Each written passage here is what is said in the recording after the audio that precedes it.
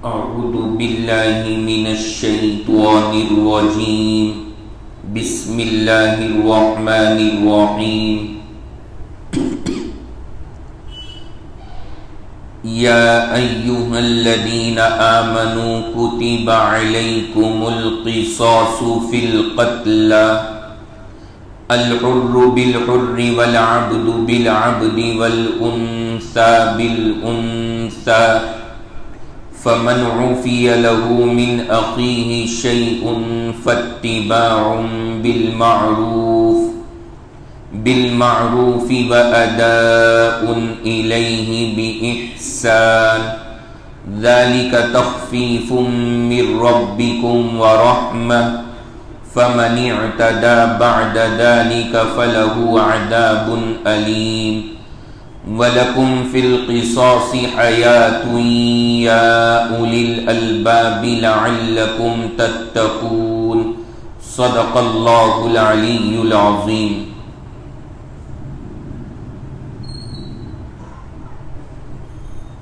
اس وقت اللہ رب العزت کا فضل اور اللہ کا احسان ہے، ہمارا اور آپ کا جو درس قرآن کا یہ سلسلہ چل رہا ہے، گزشتہ ہفتے اس درس میں آیت نمبر 178 سورۃ البقرہ کی شروع کی گئی تھی، اور اس آیت مبارکہ کے تعلق سے جو ابتدائی اور اہم باتیں ہیں وہ گزشتہ ہفتے آپ کے سامنے عرض کی۔ اس آیت کے تعلق سے جو اہم مضامین ابھی باقی رہ گئے وہ، اور پھر اس کے بعد جو اگلی آیت ہے اس کی وضاحت انشاءاللہ آج کی اس مجلس میں کریں گے۔ اللہ رب العزت سے دعا فرمائیں کہ اللہ ہم سب کو تمام باتیں صحیح سے سمجھ کر کے عمل کرنے کی توفیق عطا فرمائیں۔ یہ جو آیت مبارکہ ہے سورۃ البقرہ کی آیت نمبر 178، گزشتہ ہفتے آپ نے سنا ہے کہ اللہ نے اس میں بنیادی طور پر ہمیں اور آپ کو یہ بتایا کہ اگر کسی کا کسی سے قتل ہو جائے، کوئی دوسرے کو ختم کر دے، تو شریعت میں اس کی سزا کیا ہے۔ اس کو اللہ نے یہاں ان دو آیات میں بڑی تفصیل کے ساتھ میں بیان فرمایا، یعنی قتل کی سزا اسلام میں کیا ہے اس کو اللہ نے یہاں پہ ذکر فرمایا۔ آج ہمیں اور آپ کو سب سے پہلے ایک بات یہ سمجھنی ہے کہ قتل کرنا یہ خود اسلام کی نگاہ میں ایک بہت ہی زیادہ غلط عمل اور گناہ کبیرہ ہے، اور بہت خطرناک ایک ایمان والے کے لیے یہ صورتحال ہے۔ اللہ رحم کرے، آج ہمارے معاشرے میں قتل ایک عام سا گناہ بنتا جا رہا ہے، اس کی طرف سے توجہ ختم ہو گئی، اور ایک انسان کی اور خاص طور سے مسلمان تک کی جان کی جو عظمت اللہ نے بیان کی ہے وہ ہمارے ذہنوں سے ختم ہوتی چلی جا رہی ہے۔ قتل کے واقعات، قتل کی واردات، قتل کے معاملات آج کثرت کے ساتھ میں ہمارے معاشرے کے اندر پیش آ رہے ہیں، کیونکہ ہمیں احساس نہیں اور ہمیں اس کا اندازہ نہیں کہ اس کے اوپر اللہ تبارک و تعالی نے پکڑ کتنی خطرناک رکھی ہے۔ تو میں اس آیت میں جو قتل پہ اللہ نے سزائیں اور دنیاوی پکڑ اللہ نے بیان کی ہے وہ سنانے سے پہلے اور ذرا آیت پہ روشنی ڈالنے سے پہلے تھوڑا یہ سمجھانا چاہتا ہوں کہ اگر کوئی بندہ کسی کا ناحق قتل کر دے تو اسلام کی نگاہ میں یہ عمل کس قدر برا ہے، اور اللہ نے اور رسول نے اس کے اوپر کیا سزائیں بیان فرمائی ہیں، ذرا تھوڑی سی آیات اور احادیث اس سلسلے میں جو ہیں وہ آپ کے سامنے پیش کرنی ہے۔ سب سے پہلے اللہ کے قرآن کی ایک آیت ہے، ذرا وہ آیت سنیے گا۔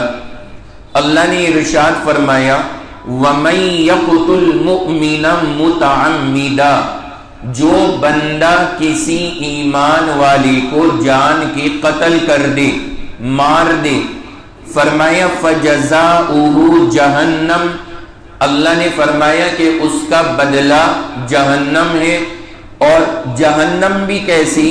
فرمایا خالدن فیہا، وہ اس جہنم میں ہمیشہ رہے گا۔ آگے فرمایا وغضب اللہ علیہ، اللہ کا غضب اترے گا اس کے اوپر۔ آگے فرمایا وَلَعَنَهُ، اللہ کی لعنت اس کے اوپر اترے گی۔ آگے کہا وَأَعَدَّ لَهُ عَذَابًا عَظِيمًا، اللہ نے اس کے لیے بہت بڑا عذاب تیار کیا ہوا ہے۔ یہ ایک قرآن کی آیت ہے جو ایک ناحق قتل کے سلسلے میں بڑی واضح آیت مبارکہ اور سارے پہلو کو یہ کھول کر کے ہمارے سامنے رکھنے والی۔ اگر اب آپ اس میں سے خلاصہ نکالیں نا تو ذرا غور کیجئے گا کہ اللہ نے کتنی ساری سزائیں قتل ناحق کے اوپر بیان فرما دی۔ اگر آپ انگلیوں پر گنیں تو سب سے پہلے اللہ نے کہا کہ جہنم اس کا بدلہ ہے۔ دوسرے نمبر پہ کہا اللہ نے کہ وہ جہنم میں ہمیشہ رہے گا، جہنم سے نکلنے والا نہیں ہے، یہ دوسری چیز ہے۔ تیسرے نمبر پہ کہا وغضب اللہ علیہ، اللہ کا غضب بھی اس پر ہوگا۔ اور چوتھے نمبر پہ کہا وَلَعَنَهُ، اللہ کی لعنت اس پر ہوگی۔ اور پانچویں نمبر پہ کہا اللہ نے اس کے لیے بڑا سخت عذاب تیار کیا ہوا ہے۔ یہ 5 سزائیں ایک آیت کے اندر اللہ نے اس جرم کی بیان فرما دی۔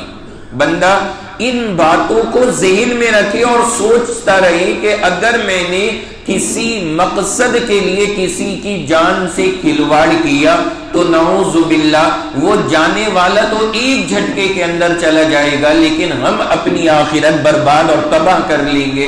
پھر بندے کے ساتھ بھی یہ معاملات ہوتے ہیں۔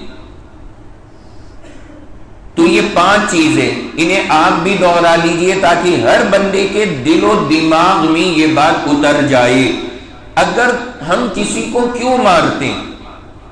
ظاہری طور پہ 2 وجہ ہیں، یا تو کسی دشمنی کی وجہ سے، اب دشمنی کی وجہ کوئی بھی ہو سکتی ہے، اور یا کوئی کسی کو مارتا ہے پیسے کی لالچ کی وجہ سے، یا تو دشمنی ہے یا پیسے کی لالچ ہے۔ بندہ غور کرے کہ دشمنی میں اگر ہم نے کسی کو مارا وہ تو ختم ہو گیا، چلا گیا، لیکن پھنسا وہ نہیں، پھنس ہم گئے، کیونکہ یہ جو 5 سزائیں اللہ نے بیان کی ہے نا، یہ کوئی معمولی نہیں ہے، یہ کوئی معمولی پکڑ اللہ کی طرف سے نہیں ہے جو اللہ نے یہاں پر ذکر فرمائی ہے اس آیت مبارکہ میں۔ تو یہ 5 باتیں ذرا دوہرا لیں۔ اگر کوئی کسی کا ناحق قتل کرے گا تو 5 سزائیں۔ نمبر 1 ٹھکانہ جہنم، سب بولیے ٹھکانہ جہنم۔ دوسرے نمبر پہ 3 4 5 لوگوں کی آوازیں آ رہی ہیں، باقی ماشاءاللہ سائلنٹ ہیں، ایسے نہیں کام چلے گا۔ میں پھر سنا رہا ہوں 5 باتیں، پھر سنیے اور ذرا سب جواب دیجئے گا، پھر ہم بڑھیں گے۔ ناحق اگر کوئی کسی کو قتل کرے تو 5 سزائیں ایک آیت میں، ان میں نمبر 1 ٹھکانہ جہنم، دوسرے نمبر پہ ہے ہمیشہ کی جہنم، تیسرے نمبر پہ اللہ کا غضب، چوتھے نمبر پہ اللہ کی لعنت، اور 5ویں نمبر پر اللہ کی طرف سے بڑا عذاب۔ یہ 5 سزائیں اب ذرا گنوائیے۔ نمبر 1 جہنم، نمبر 2 ہمیشہ کی جہنم، نمبر 3 اللہ کا غضب، نمبر 4 اللہ کی لعنت، نمبر 5 سخت یا بڑا عذاب اللہ کی طرف سے۔ کہہ لینے سے نا تھوڑا بات اپنے دل میں اترتی ہے، اپنے اندر سما جاتی ہے، اس لیے بس مقصد ہے اور کوئی مقصد نہیں ہے، کیونکہ میں بار بار آپ حضرات سے کہتا ہوں کہ آپ کا بھی وقت اور ہمارا بھی بڑا قیمتی ہے، نہ آپ کے پاس وقت ضائع نہ ہمارے پاس میں، تو اگر ہم وقت لگا رہے ہیں نا کہیں پر بیٹھ کر کے تو تھوڑا سا زبان ہماری حرکت کرتی ہے تو باتیں دل میں اتر جاتی ہیں، یاد رہ جاتی ہیں۔ کل کو آپ کہیں پہ بتانے لگے یا اپنی عملی زندگی کا مرحلہ آئے تو اگر زبان سے نکلی ہوئی بات ہے نا تو کہیں نہ کہیں یاد جلدی آ جاتی. بس یہ مقصد ہے اور یہ ہمارا درس ہی ہے، سبق ہی ہے، یہ یاد کرنا ہے ہمیں اور آپ کو، اس لیے یہ باتیں ذرا دوہرا لینے سے آسانی ہو جاتی. تو یہ 5 سزائیں. اب آپ ذرا ان 5 چیزوں کو سن کے اندازہ لگا لیں کہ کتنا خطرناک معاملہ ہے اللہ کے یہاں پہ قتل ناحق کا. یہ بیچ والا گیٹ کھول دیں.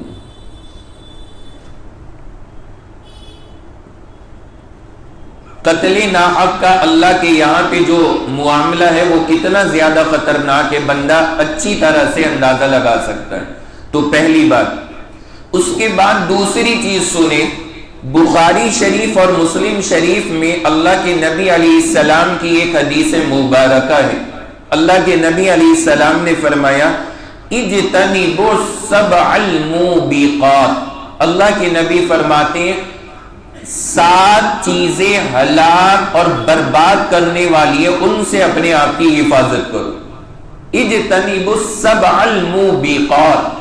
اللہ کے نبی کہہ رہے ہیں 7 چیزیں ایسی ہیں جو انسان کو برباد کر دیتی ہیں، ان سے اپنے آپ کی حفاظت کرنا. قلنا وما ہن یا رسول اللہ. صحابہ کہتے ہیں جب حضور نے یہ بات کہی تو صحابہ نے فوراً سوال کیا کہ حضرت وہ 7 چیزیں کیا ہیں، ذرا آپ وہ ہمیں بتا دیں. وہ 7 چیزیں کیا ہیں؟ اللہ کے نبی نے وہ 7 چیزیں بتائیں جو انسان کو برباد کرنے کے لیے کافی ہیں اللہ کے نبی کی زبان میں. اور کیا چیزیں ہیں؟ یہ حدیث مبارکہ بخاری شریف مسلم شریف دونوں جگہ پہ موجود ہے. اللہ کے نبی نے جو چیزیں گنوائیں ان میں نمبر 1 الشرک باللہ، اللہ کے ساتھ شرک کرنا. یہ سب سے بڑی چیز ہے جو انسان کو برباد کر دیتی. آگے فرمایا والسحر، جادو ٹونے کے اندر لگنا، جادو کے پیچھے لگنا. نمبر 3 اللہ کے نبی نے فرمایا وقتل النفس، کسی انسان کو جان کو کسی کو قتل کرنا. فرمایا یہ تمہیں برباد کرنے والی چیز ہے. تو اصل مجھے یہ سنانی تھی کہ اللہ کے نبی نے جو چیزیں برباد کرنے کی ہیں وہ انگلی پہ 7 گنوائی، ان میں نمبر 3 پر کسی کو ناحق قتل کرنا. یہ اللہ کے نبی علیہ السلام نے یہاں ذکر کی. بہرحال باقی کی جو 4 ہیں وہ بھی سن لیجئے، وہ اگرچہ آج کا ٹاپک نہیں ہے لیکن وہ ذہن میں آپ کے رہ جائے گا کہ 7 کیا تھی. 4 نمبر پر اللہ کے نبی نے فرمایا سود کھانا، سود کھانا. 5ویں نمبر پہ فرمایا وَأَكْلُ مَالِ الْيَتِيمِ، یتیم کا مال کھانا. 6 نمبر پہ فرمایا وَالتَّوَلِّي يَوْمَ الزَّحْفِ، دشمن سے مقابلہ چل رہا ہے ایمان اور کفر کا، اس وقت میں پیٹ پھیر کے بھاگ جانا. یہ اللہ کے نبی نے بتائی. اور 7ویں نمبر پہ فرمایا وَقَذْفُ الْمُحْصِنَاتِ الْغَافِلَاتِ الْمُؤْمِنَاتِ، ایسی پاک دامن عورتوں پر گندی تہمتیں لگانا جو ہر طرح کی برائی سے محفوظ ہیں، جنہوں نے کوئی بے حیائی کا کام نہیں کیا اور ہم ایسی پاکیزہ عورت پہ تہمت لگا دیں.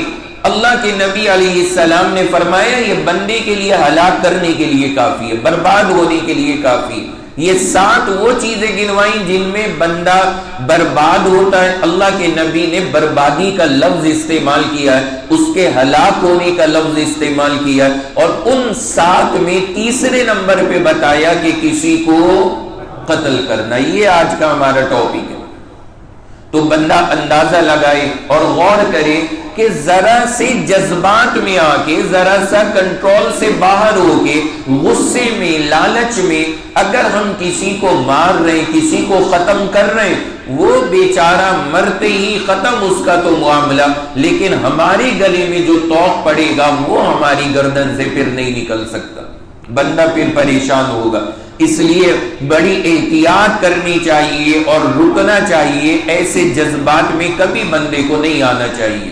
آگے دیکھیں اگلی حدیث ہے حضرت عبداللہ ابن عمرو ابن العاص رضی اللہ عنہما، ان کی حدیث مبارکہ. یہ اللہ کے نبی علیہ السلام کا ایک ارشاد نقل فرما رہے، کہتے ہیں اللہ کے نبی نے فرمایا الکبائر، حضور نے کہا گناہ کبیرہ کیا ہے سنو.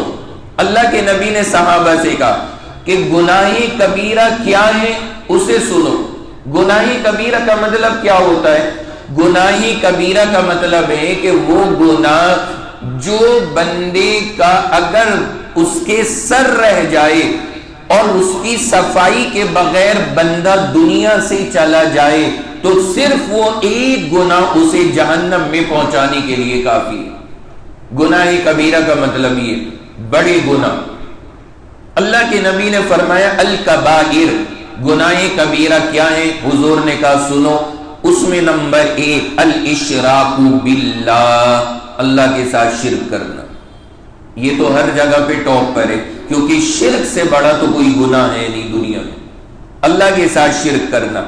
آگے فرمایا وعقوق الوالدین، ماں باپ کی نافرمانی کرنا. یہ الکبائر، شرک کے بعد بڑا گناہ اپنے ماں باپ کی نافرمانی کرنا. آج ہم اور آپ سارے اس پر بھی اپنے آپ کو تول سکتے ہیں، اندازہ لگا سکتے ہیں کہ ہماری اور آپ کی غفلتیں ان گناہوں کے بارے میں کس حد تک بڑی ہوئی. تو اللہ کے نبی نے فرمایا حقوق الوالدین. آگے فرمایا تیسرے نمبر پہ وقتل النفس، کسی جان کو قتل کرنا، کسی انسان کو قتل کرنا. یہ آپ نے گناہ کبیرہ کی لسٹ میں پھر تیسرے نمبر پہ بیان کیا. جو پیچھے 7 ہلاک کرنے والی چیزیں تھی وہاں بھی نبی نے تیسرے نمبر پہ قتل نفس کو بیان کیا، اور یہاں بھی تیسرے نمبر پہ اللہ کے نبی نے کسی کو قتل کرنے کو تیسرے نمبر پہ بیان فرمایا. اور چوتھا چیز اللہ کے نبی نے فرمایا والیمین الغموس، جان بوجھ کر کے جھوٹی قسم کھانا. بندے کو پتا ہے کہ ایسا نہیں ہوا ہے لیکن جان کر کے جھوٹی قسمیں کھا رہا ہے.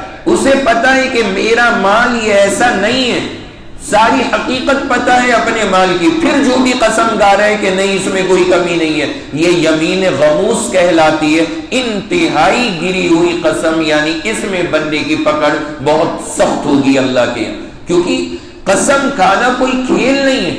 اللہ کو ہم حاضر ناظر سمجھ کے قسم کھاتے ہیں، اور ہم پھر اللہ کو گواہ بنا کے اس بات پہ قسم کھائیں جس میں ہمیں خود پتا ہے کہ میں جھوٹ بول رہا ہوں. کتنی بڑی جرأت ہے یہ اللہ کے ساتھ میں. تو فرمایا والیمین الغموس، جھوٹی قسم جان کر کے کھانا. یہ چوتھی چیز اللہ کے نبی نے اس حدیث میں بتائی. اس حدیث مبارکہ کو حضرت امام بخاری رحمہ اللہ نے بخاری شریف کے اندر ذکر فرمایا. یہاں پر بھی یہ قتل نفس ہے تیسرے نمبر پہ.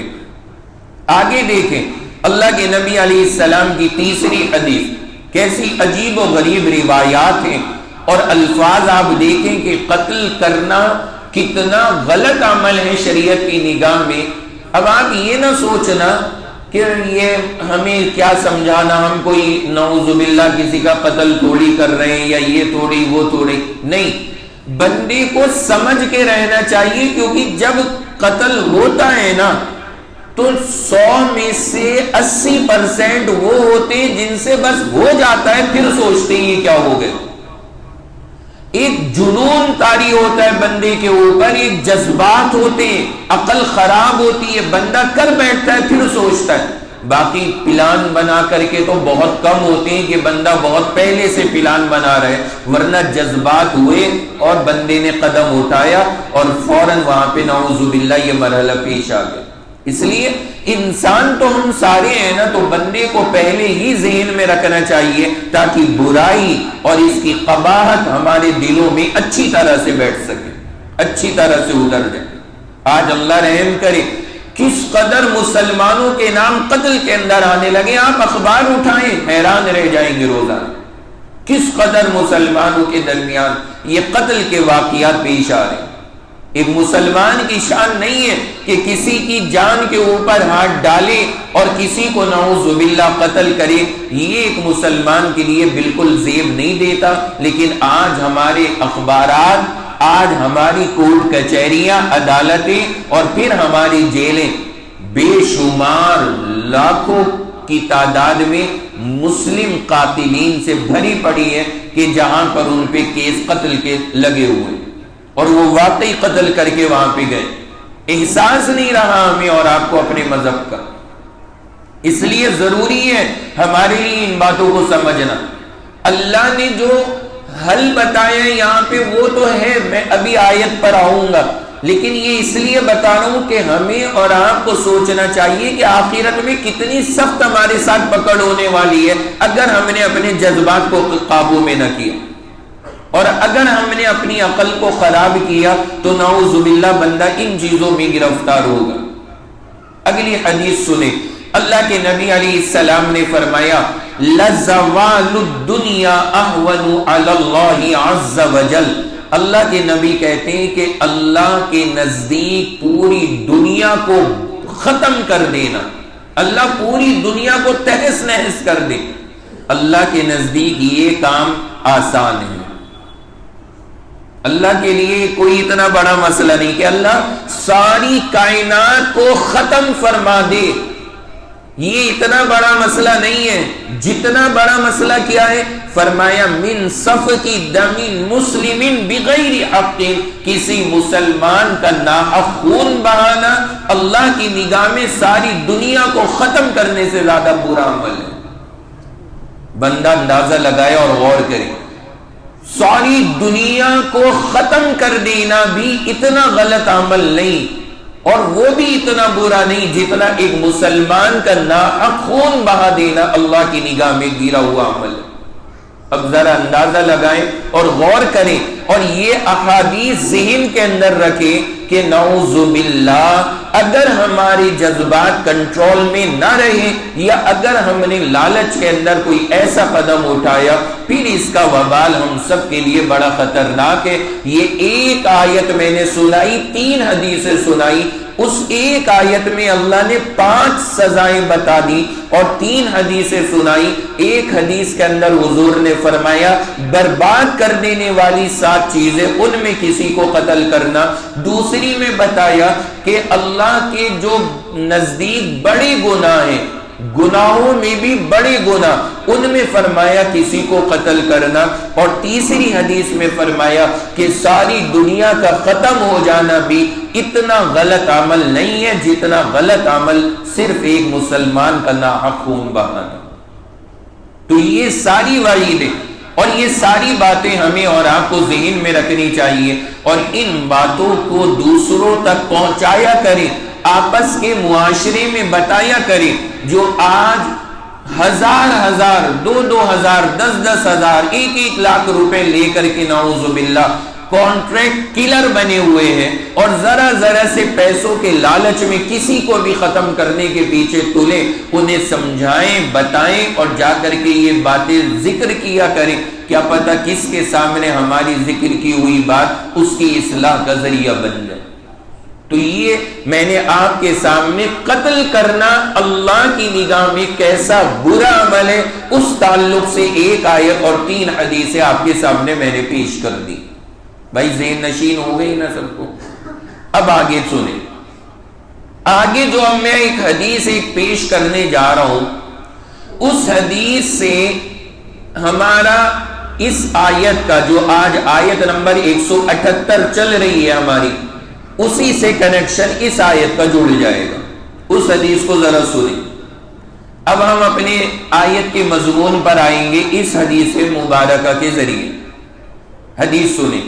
اللہ کے نبی علیہ السلام ارشاد فرماتے ہیں، یہ حدیث بھی امام بخاری اور امام مسلم دونوں نے نقل فرمائی ہے. کیا حدیث ہے؟ حضور نے فرمایا لا يحل دم امرئ مسلم. حضور فرماتے ہیں کسی مسلمان کا خون حلال نہیں ہے، یشہد اللہ الہ الا اللہ، جو کلمہ پڑھنے والا ہو اس مسلمان کا خون حلال نہیں ہے، الا باحدى ثلاث. ہاں اگر وہ 3 کاموں میں سے ایک کام کر لے تو پھر اس مسلمان کا خون بھی حلال ہے، پھر اس مسلمان کو ختم کیا جائے گا. اگر اس نے 3 میں سے ایک کام کر لیا تو اس کا خون حلال. لیکن ایک بات میں پھر آپ کے سامنے عرض کر دوں کہ یہ اللہ کے نبی نے جو حدیث بتائی، اس میں جو ہدایت دی، یہ جب ہے جب کہیں پر اسلامی نظام ہو. یہ ہمارے اور آپ کے لیے نہیں ہے کہ بندہ اس کو لے کر کے اور خود سے فیصلے اور مسئلے حل کرنے والا بن جائے. یہ جب ہے جب نظام ہو کہیں پر. لیکن ہے کیا ذرا وہ سنیے تاکہ ہمیں اور آپ کو اندازہ ہو. پیچھے کی ایک آیت اور 3 حدیثوں سے تو سمجھ میں آیا کہ کسی کو بھی مسلمان کو چھونا بالکل بھی جائز کیا کہہ رہے ہیں ہے یا نہیں ہے. لیکن اب آگے اللہ کے نبی کہہ رہے ہیں کہ جو بندہ مسلمان ہے اس کا خون حلال نہیں ہے. لیکن 3 چیزیں ہیں اگر وہ اس نے کر لی تو اس کا خون حلال ہے. پھر حلال ہے. نمبر 1 پہلی چیز فرمایا الثیب الزانی. فرمایا مسلمان ہے, شادی شدہ ہے, نکاح ہو چکا ہے اور اس کے بعد پھر وہ زنا کرتا ہے. مسلمان ہے, شادی شدہ ہے, نکاح ہو چکا ہے, پھر زنا کاری کرتا ہے اور زنا اس کا ثابت ہو جاتا ہے تو پھر ایسی صورت میں اس کا خون حلال ہے. پھر اسے مار کر کے ختم کیا جائے گا. اس میں اس کی جو تفصیل ہے وہ آگے آئے گی. جہاں پہ زنا کی سزا بتائی گئی ہے وہاں پہ میں اس کے ساری شرطیں اور ساری باتوں کی وضاحت کروں گا. یہاں پہ چونکہ یہ زنا کے تعلق سے ہماری کوئی آیت نہیں ہے اور اس میں کوئی مضمون زنا کے تعلق سے نہیں ہے, اس لیے میں اس ٹاپک کو یہاں نہیں شروع کروں گا. یہ ایک مستقل الگ چیپٹر ہے. یہ انشاءاللہ آگے آیات جس میں زنا کی سزا کا ذکر آئے گا وہاں ہم اس کی تفصیل. لیکن یہ بات یاد رکھنا, کسی مسلمان نے شادی شدہ ہونے کے باوجود اگر زنا کر لیا تو پھر وہاں پر اس کا خون حلال, یعنی اسے مار کر کے کیا کر دیا جائے گا, ختم, اس کو ختم کیا جائے گا. اس کی شرطیں بہت ساری, یہ نہیں کہ بس کسی نے زنا کیا اور بات ختم. اس کے لیے بہت سخت شرائط ہے کہ اس کی سزا کب جاری ہوگی. شریعت نے اس کی ساری شرطیں بتائی ہیں, وہ انشاءاللہ آگے آئیں گی. پہلی چیز. دوسرے نمبر پہ اللہ کے نبی علیہ السلام نے فرمایا النفس بالنفس. مسلمان ہے, اسلام قبول کیے ہوئے ہیں, لیکن کسی مسلمان کے اوپر اس نے ہاتھ اٹھا دیا, اسے قتل کر دیا, اب اسے اس کے بدلے میں قتل کیا جائے گا. اب اس کا خون حلال ہو گیا. النفس بالنفس, کیونکہ اس نے دوسرے کے اوپر ہاتھ اٹھایا تو اب اس کا خون حلال ہے, اسے اس کے بدلے قتل کیا جائے گا. اس کے مسلمان ہونے کے باوجود اب اسے یہ سزا دی جائے گی, اس کا خون حلال ہو جائے گا. یہ آج کا ہمارا ٹاپک ہے, اس پر ہم ڈیٹیل میں بات کریں گے. پہلے آپ تیسری چیز اور سن لیجیے. تیسری چیز اللہ کے نبی علیہ السلام نے بیان فرمائی التارک لدینہ. بندہ مسلمان ہے, پکا ایمان والا ہے اور پھر اپنے مذہب کو چھوڑ بیٹھا, اس کے لیے اللہ کے نبی علیہ السلام نے فرمایا اس کو بھی ختم کیا جائے گا. پہلے سمجھایا جائے گا, بتایا جائے گا, اس کا ایک پورا پروسیس ہے شریعت نے جو بتایا ہے. لیکن اگر نہ مانے, نہ باز آئے تو پھر اس کو سزا دی جائے گی اور اسے ختم کر دیا جائے گا. یہ 3 لوگ ہیں جن کے بارے میں اللہ کے نبی علیہ السلام نے فرمایا کہ ان کا خون حلال ہے. ان میں جو پہلا اور تیسرا ہے یہ آگے آیتوں میں جب ان کے ذکر آئیں گے ان کی ساری باتیں ہم وہاں کریں گے. آج جو ہمارا ٹاپک ہے وہ یہ جو بیچ میں اللہ کے نبی نے دوسرے نمبر پہ بتایا کہ کسی نے دوسرے کو قتل کر دیا تو قاتل کا خون حلال ہے. آج ہمارا اور آپ کا اس آیت کے اندر اس مسئلے کا مذاکرہ ہے. بھائی مضمون سمجھ گئے سارے حضرات؟ اب پوری بات کا خلاصہ کیا ہوا شروع سے لے کر کے یہاں تک. اگر ہم نتیجہ نکالیں تو یہ ہوا کہ کسی کو بھی کسی کو قتل کرنے کی اجازت نہیں ہے. اگر کیا تو قرآن نے ایک آیت میں اس کی کتنی سزا بتائی؟ 5. کتنی؟ 5. پھر حدیث کے اندر اللہ کے نبی نے ہلاک کرنے والی چیزوں میں کس چیز کو ذکر کیا؟ تیسرے نمبر پہ قتل کرنے کو. پھر پھر تیسری چیز میں نے بتائی کہ گناہ جو اکبر ہے، کبائر گناہ ہے، اس میں اللہ کے نبی نے تیسرے نمبر پہ قتل کو ذکر کیا. اور پھر آپ نے سنا کہ اگر دنیا بھی ختم کر دی جائے اللہ کے نزدیک یہ اتنا بڑا مسئلہ نہیں ہے جتنا کسی ایک مسلمان کو قتل کر. یاد ہو گئی ہے؟ پھر اس سے میں نے ہٹ کے بتایا کہ یہ تو ایک عام اصول ہے کہ ایک مسلمان کی جان کتنی محفوظ ہے، لیکن اگر کسی نے اللہ نہ کرے وہاں پہ معاملہ کیا کہ کوئی مسلمان ہے اور اس کے ساتھ میں تین میں سے کوئی ایک بات پیش آ گئی، تو اللہ کے نبی علیہ السلام نے فرمایا اب مسلمان ہونے کے باوجود اس کا خون حلال ہے، اب اس کا خون حلال ہے. تین میں سے ایک بات. ان میں سے پہلی بات بتائی کہ کوئی شادی شدہ ہے اور پھر زنا کر رہا ہے. دوسری بات بتائی کسی کو اس نے قتل کر دیا تو اب اس کا خون حلال ہے. اور تیسری چیز بتائی کہ اپنے دین سے پھر گیا تو پھر اس کے اوپر یہ حکم ہے. آج ہمارا ٹاپک یہ دوسرا ہے جس کے متعلق یہ آیت 178 ہے. بھائی سب حضرات کے ذہن میں بیٹھ گئے مضمون؟ اب چلے آگے، اب سنیں اگلا مسئلہ. آگے جو آپ حضرات کو سننا ہے اس آیت مبارکہ میں وہ بڑا اہم معاملہ ہے، اور یہ ذرا علمی باتیں جو اب میں شروع کرنے جا رہا ہوں، اور اسے ذرا توجہ سے سنیے گا. گزشتہ ہفتے اصل میں جب میں درس میں آیا تھا تو اس سے ایک رات پہلے، یعنی جو پیر کی رات تھی، اس رات میں ہم سفر میں تھے تو پوری رات جاگتے جاگتے گزری اور پھر دن میں نہیں سونا ہوا. تو جب میں پچھلے ہفتے درس میں یہاں پہ آیا تھا تو تقریباً 1-1.5 دن کا جاگا ہوا تھا. تو کیا باتیں کس انداز میں پیش کرنی ہے، کیا کرنی ہے، میں نے سنا کے تو چلا گیا تھا، لیکن مجھے خود نہیں بھروسہ ہو رہا تھا کہ میں نے آیت کو سمجھا دیا. میں پورے ہفتے اسی کشمکش میں رہا کہ شاید میں نے سمجھایا نہیں آیت. پھر اس لیے ارادہ بنایا کہ نہیں، اس آیت مبارکہ کو دوبارہ سے صحیح انداز کے اندر ذرا ایک مرتبہ اور درس کے اندر ذکر کریں گے، تاکہ اگر کوئی کمی رہ گئی ہو تو وہ کم از کم ہماری طرف سے پوری ہو جائے. اس لیے یہ مضمون میں آپ کو ذرا ترتیب سے لے کر کے چل رہا ہوں. اب یہ ساری باتیں سننے کے بعد اب آئیے اس آیت کے تعلق سے ایک اہم شرعی مسئلہ. پہلے آپ 3 لفظ یاد فرما لیں، 3 لفظ، اس کے بعد ان تینوں کے مطلب میں سمجھاؤں گا. سب سے پہلا لفظ ہے تعزیرات. بولیے تعزیرات.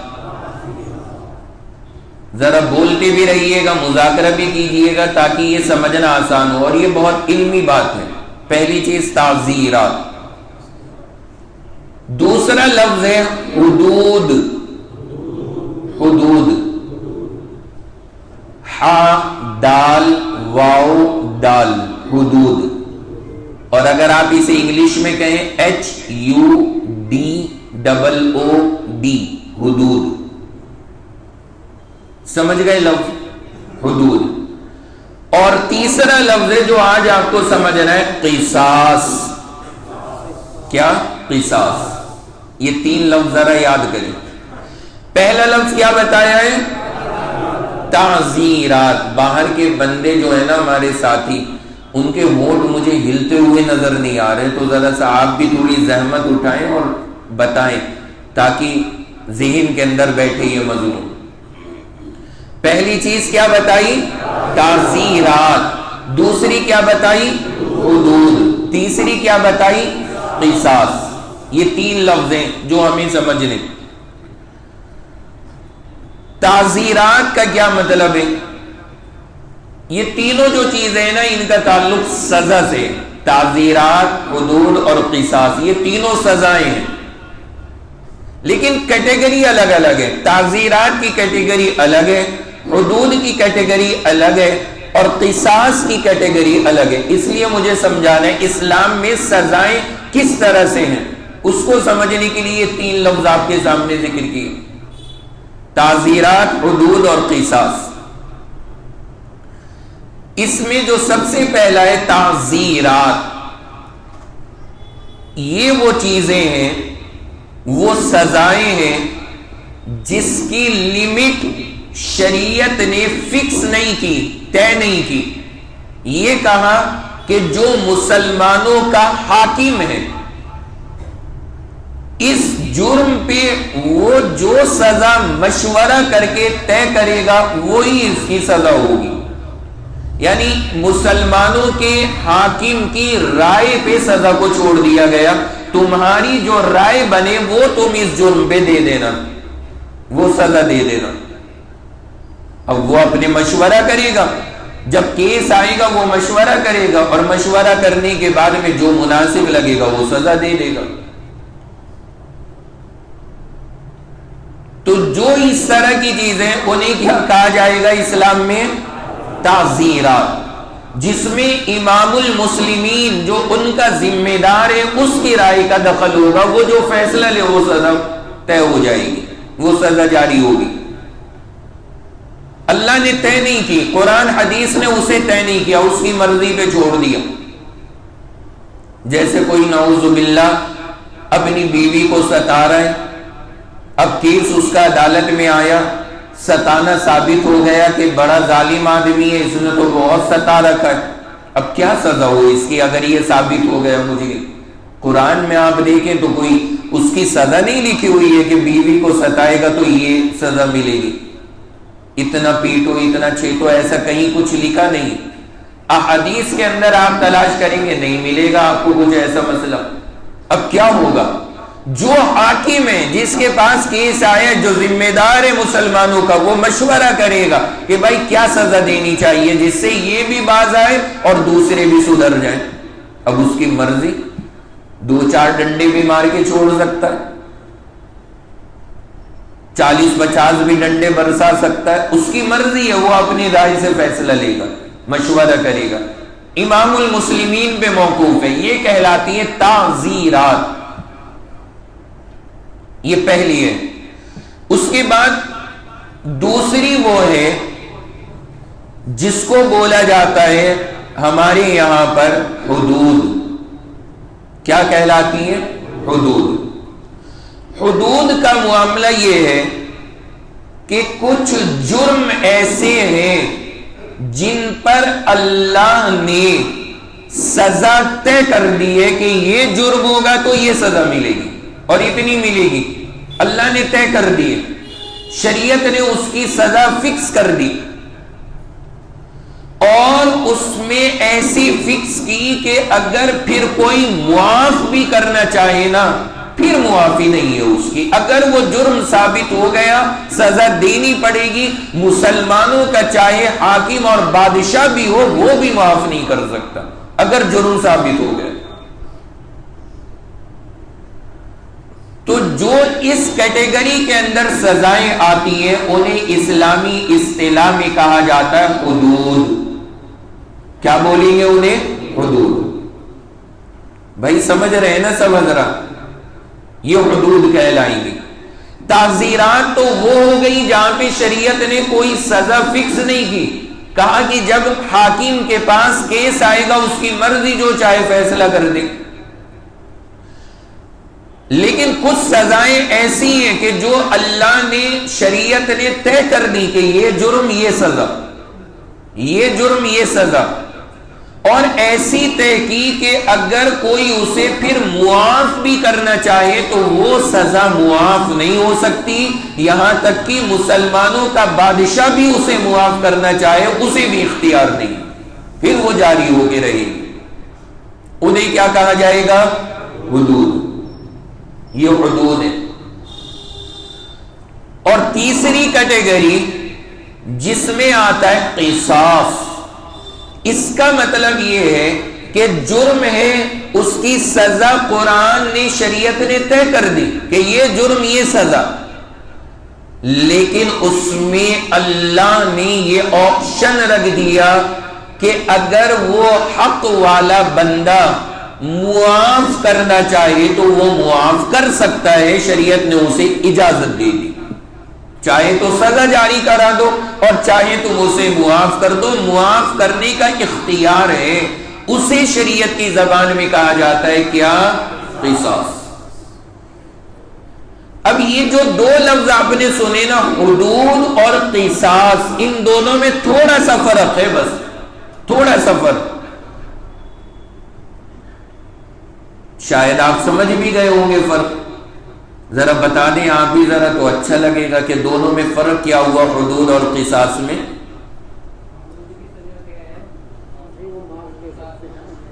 بتائیے بتائیے. ہاں چلیں, کم سے کم دو بندوں کی آواز آئی. سب بتا لیا کریں نا اس میں. آپ میں سے مجھے پتا ہے اکثر کے ذہن میں ہوگا, لیکن بندہ نا سوچتا ہے یار کون بولے کون بتائے. یہاں پہ یہ سوچئے میں ہوں اور آپ ہیں, آپ اکیلے ہیں اور میں ہوں, ہم دو کے علاوہ کوئی تیسرا نہیں ہے. یہ ذہن میں رکھا کریں کہ میں اور آپ ہم دو ہیں, دو کے علاوہ کوئی تیسرا نہیں ہے.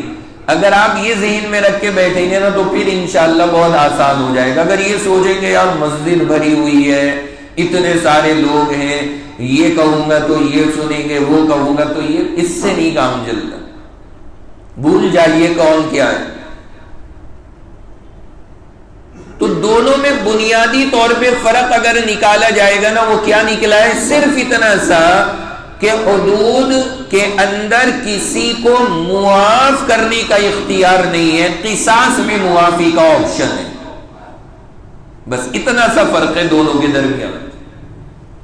اب پھر سے سن لیجئے دوبارہ تینوں الفاظ اور تینوں کا مطلب, پھر اس پر ہم آگے بات شروع کریں گے. میں نے 3 لفظ بتائے. نمبر 1 تعزیرات, دوسرا بتایا حدود اور تیسرا بتایا قصاص. تعزیرات کا مطلب یہ ہے کہ وہ جرم اور وہ سزائیں کہ شریعت نے نہ تو جرم طے کیا نہ سزا طے کی, وہ جرم بھی اور سزا بھی امام مسلمین کے اوپر ہے کہ جو چاہے مشورہ کر کے اس جرم پہ وہ سزا دے سکتا ہے جو اس کی رائے میں مناسب ہو. حدود کا مطلب یہ ہے کہ اللہ نے جرم بھی طے کر دیا, سزا بھی طے کر دی, اور معافی کا اختیار کسی کو نہیں دیا. یہ ہے حدود کا مطلب. اور قصاص کا مطلب جرم بھی طے ہے, سزا بھی طے ہے, لیکن معافی کا آپشن کھلا ہوا ہے. اگر کوئی معاف کرنا چاہے تو معاف کر بھی سکتا ہے. یہ 3 چیزیں الگ الگ ہیں. اب ذرا آپ مجھے سنائیں, پھر ہم آگے بڑھیں گے. 3 میں نمبر 1 تعزیرات. جناب یہ جو آپ سن رہے ہیں نا, ابھی تک آپ نے نہ جانے کتنے بیانات میں شرکت کی ہوگی, شاید یہ مضامین نہیں سننے کو ملیں گے. اور آگے بھی کہیں بھی ہم بیانات میں بیٹھیں گے کوئی یہ حدود, تعزیرات, قصاص یہ مسئلے نہیں آنے. اس لیے ذرا توجہ سے, کیونکہ یہ اہم موضوعات ہیں, صرف یہی آ رہے ہیں درس قرآن کی برکت سے. تعزیرات. نمبر 2 حدود. نمبر 3 قصاص.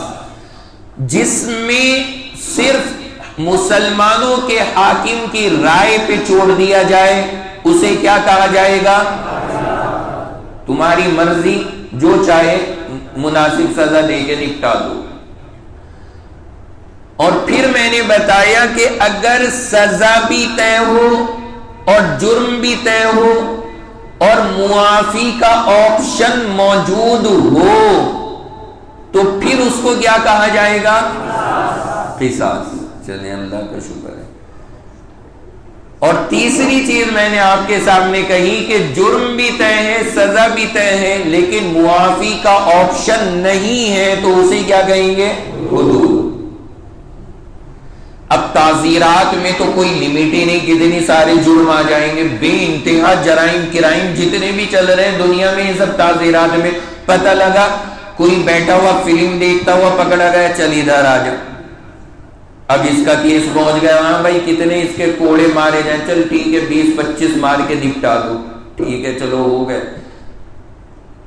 کوئی بندہ نماز میں نہیں آ رہا نماز پڑھنے کے لیے, یہ سب آپ اس تصور سے سنیں کہ نظام یہاں پہ اسلامی ہو, یہ ہمارے لیے یہاں کے مسئلے نہیں. نماز کے لیے کوئی بندہ نہیں آ رہا، رپورٹ پہنچ گئی کہ یہ بندہ نماز میں نہیں آتا، بھائی اٹھواؤ اسے، اٹھا لیا گیا، پیش ہو گیا، بھائی نماز نہیں پڑھی، کیوں نہیں پڑھی؟ کوئی عذر بھی نہیں تھا، ٹھیک ہے، سزا کیا ہو؟ 3 دن اسے جیل میں ڈال دو، 3 دن بعد نکلے گا۔ یہ تعزیرات ہیں۔ امام المسلمین جو ذہن میں آئے وہ فیصلہ لے سکتا ہے۔ اب ظاہر سی بات ہے، امام المسلمین کا مطلب بھی تو وہ تمام صفات، وہ تمام خصوصیات جو اسلام نے اس کے لیے بیان کی ہے وہ اس کا حامل ہوگا، تو وہ اسی حساب سے فیصلے لے گا۔ رہ گیا مسئلہ حدود اور قصاص، یہ تو فکس ہو گئی کیونکہ ان کی سزا بھی طے ہے اور جرم بھی طے ہے۔ اب حدود میں کتنے جرم آتے ہیں، قصاص میں کتنے جرم آتے ہیں، ذرا یہ اور یاد کر لیجئے۔ حدود کے اندر کل جرائم جو آتے ہیں ان کی تعداد ہے 5۔ کتنے جرم؟ 5 جرم حدود میں ہے، اور قصاص میں جو جرم آتے ہیں وہ صرف 1، قصاص میں صرف 1۔ تو تعزیرات کی تو ٹینشن ختم ہے۔ اب جو یاد کرنے کے لائق چیز ہے نا وہ یہ ہے کہ حدود کے اندر کتنے جرائم آتے ہیں، وہ میں نے آپ کو بتایا کتنے، 5 جرائم ہیں جن کی سزا بھی طے ہے، جرم بھی طے ہے، اور معاف کرنے کا اختیار اللہ نے کسی کو نہیں دیا، یہاں تک کہ اگر پیغمبر صلی اللہ علیہ وسلم کا بھی معاملہ ہو، اللہ کے نبی علیہ السلام نے بھی معاف نہیں کیا، اور اگر کسی نے وہاں پہ آپ سے سفارش کی تو حضور ناراض ہو گئے، چہرہ غضبناک ہو گیا، اور آپ نے فرمایا کہ کیا تم اللہ کی حدود میں مجھ سے سفارش کرتے ہو؟ اور آپ نے سفارش کو قبول نہیں کیا اور بالکل اس کو معاف نہیں فرمایا۔ پیغمبر کے پاس بھی صرف اللہ کو اختیار، اللہ نے فیصلہ کر دیا ہے، اگر وہ جرم ثابت ہوا تو سزا ہوگی، ہو پھر کوئی نہیں روک سکتا۔ ہاں اگر ثابت ہی نہ ہو تو الگ بات ہے۔ وہ 5 ہیں۔ اور قصاص میں کتنے جرم ہیں؟ صرف 1 ہے۔ آپ کی ٹینشن وہ 5 سن کے ہو گئی ہوگی کہ 5 وہ یاد کریں، پھر قصاص میں پتہ نہیں کتنے ہوں گے، اس لیے زیادہ گھبرانے کی ضرورت نہیں، حدود میں 5 ہیں، قصاص میں صرف 1 ہے۔ اب ذرا آپ وہ 5 سن لیں جو اللہ تبارک و تعالی نے حدود کے اندر بیان کی، جن کا جرم بھی طے، سزا بھی طے۔ نمبر 1 زناکاری، نمبر 1 زناکاری، جو ابھی آپ نے سنا، جس کی تفصیل آگے آئے گی انشاءاللہ۔ باقی اگر کوئی شادی شدہ مسلمان ہے تو اس کو پتھر مار کے رجم کیا جائے گا، ختم کیا جائے گا، اور اگر کوئی غیر شادی شدہ ہے اور وہ زنا کر لیتا ہے تو پھر اس کے کوڑے مارے جائیں گے، اور اس کی لمٹ شریعت نے طے کی ہے کہ اتنے کوڑے ان کے چمڑے کے وہ ان کی کمر پہ لگائے جائیں گے، تو وہ یہ کہلاتی حد، حدود۔ تو حدود میں 5 چیزیں، ان میں نمبر 1 زنا، یہ پہلی چیز ہے۔ نمبر 2 چوری کرنا۔ کیا ہے؟ چوری کرنا۔ یہ شریعت نے جرم بھی طے ہے، سزا بھی طے ہے۔ اس کے اندر شریعت نے کہا ہے کہ اس کا ہاتھ کاٹا جائے گا، ہاتھ کا کاٹنا، یہ شریعت نے اس کی سزا رکھی ہے۔ باقی پھر اس میں بھی بہت تفصیل ہے، کتنے مال کی ہو، کیا ہے، 1 بار کرے تو کیا ہے، 2 بار کرے تو کیا ہے، پھر کر لے، اب پتہ لگا ہاتھ بھی کٹ گئے پھر بھی چوری کر رہا ہے، پھر کیا کیا جائے گا، وہ سب تفصیل اس کی جگہ پر آئی۔ لیکن آپ کو فی الحال یہ یاد رکھنا ہے، پہلی چیز حدود میں زنا ہے، نمبر 2 چوری، نمبر 3 ڈکیتی، نمبر 3 ڈکیتی۔ سلطانہ ڈاکو نام تو سنا ہوگا، ہاں، تو علی بابا 40 چور، تو وہ خزانے جو ہم سارے پڑھ کر کے آئے ہیں، اس کا میں نے بتایا تھا آپ کو، کبھی آپ سوچے کہ یہ سیریل دیکھ تو نہیں رکھا مفتی صاحب نے، میں نے آپ کو بتایا تھا یہ کتاب ہے عربی زبان میں، ہمارے یہاں لائبریری میں موجود ہے، الف لیلۃ کے نام سے، 1000 راتیں، یہ ہماری عربی کی کتاب ہے۔ ان لوگوں نے، دنیاوی لوگوں نے اس کو ٹرانسلیٹ کر کے اس پہ ایپیسوڈ بنا دی، اس پہ انہوں نے وہ ایپیسوڈ بنائے، باقی وہ اصل عربی کی کتاب ہے الف لیلۃ کے نام سے۔ وہ جو طلبہ جو اسٹوڈنٹ عربی سیکھتے ہیں ان کو پڑھائی جاتی ہے تاکہ کہانی کے بہانے لینگویج سیکھنا ذرا آسان ہو جائے. تو ہوتی ہیں نا کہانیاں، اس کے ذریعے زبان سکھائی جاتی ہے. تو وہ کہانیوں کی کتاب ہے، اب وہ اس کے اوپر انہوں نے سب بنا کے رکھ دیا. بہرحال میں عرض کر رہا تھا ڈکیتی کا، چوری اور ڈکیتی الگ الگ ہیں، ان میں بہت سارے فرق ہیں. اسلام نے بہت تفصیل ذکر کی ہے. چوری کسے کہا جائے گا، ڈکیتی کسے، اس وقت یہ بھی ٹاپک نہیں ہے. میں صرف اتنا بتا دوں کہ چوری کا معاملہ چھپ کر کے اور ڈکیتی کا مطلب کھلم کھلا لگا کر کے. تو یہ جو ہے نا یہ ڈکیتی ہے، اور چوری کے بندے نے چپکے سے موقع 25 کر لیا وہ الگ ہے. پھر جیب کترے الگ ہے، ان کے لیے مسئلے الگ ہیں. شریعت میں بہت تفصیل ہے بھائی. اسلام نے نا بہت تفصیل کے ساتھ میں ہر مسئلے کو ذکر کیا ہے. وہ جب چوری کے مسئلے آئیں گے انشاءاللہ یہ جیب کترے وترے ان سب کے مسئلے وہاں پہ ذکر کیے جائیں گے. کہیں کسی کا بیگ رکھا ہے کھلے میں، مثلا روڈ پہ وہ بیگ رکھا ہے، کھڑا ہوا بوتل پی رہا ہے تھمس اپ، کوئی بیگ اٹھا کے بھاگ گیا، اس کی سزا کیا. کسی کا لاکر میں سونا پڑا ہے، اس نے لاکر سے توڑ کر کے نکالا، اس کی سزا کیا. شریعت نے ہر ایک کی الگ ڈیٹیل ذکر کی، ہر ایک کے لیے الگ سزا، ہر ایک کے لیے الگ مرحلے، وہ سب اپنی جگہ ہے. لیکن پہلے یہ یاد رکھے، نمبر 1 زنا، نمبر 2 چوری، اور نمبر 3 ڈکیتی. نمبر 4 شراب پینا، شراب نوشی جسے کہا جاتا ہے، وہ ایک شراب پینا، اس کی سزا بھی طے ہے، جرم بھی طے ہے.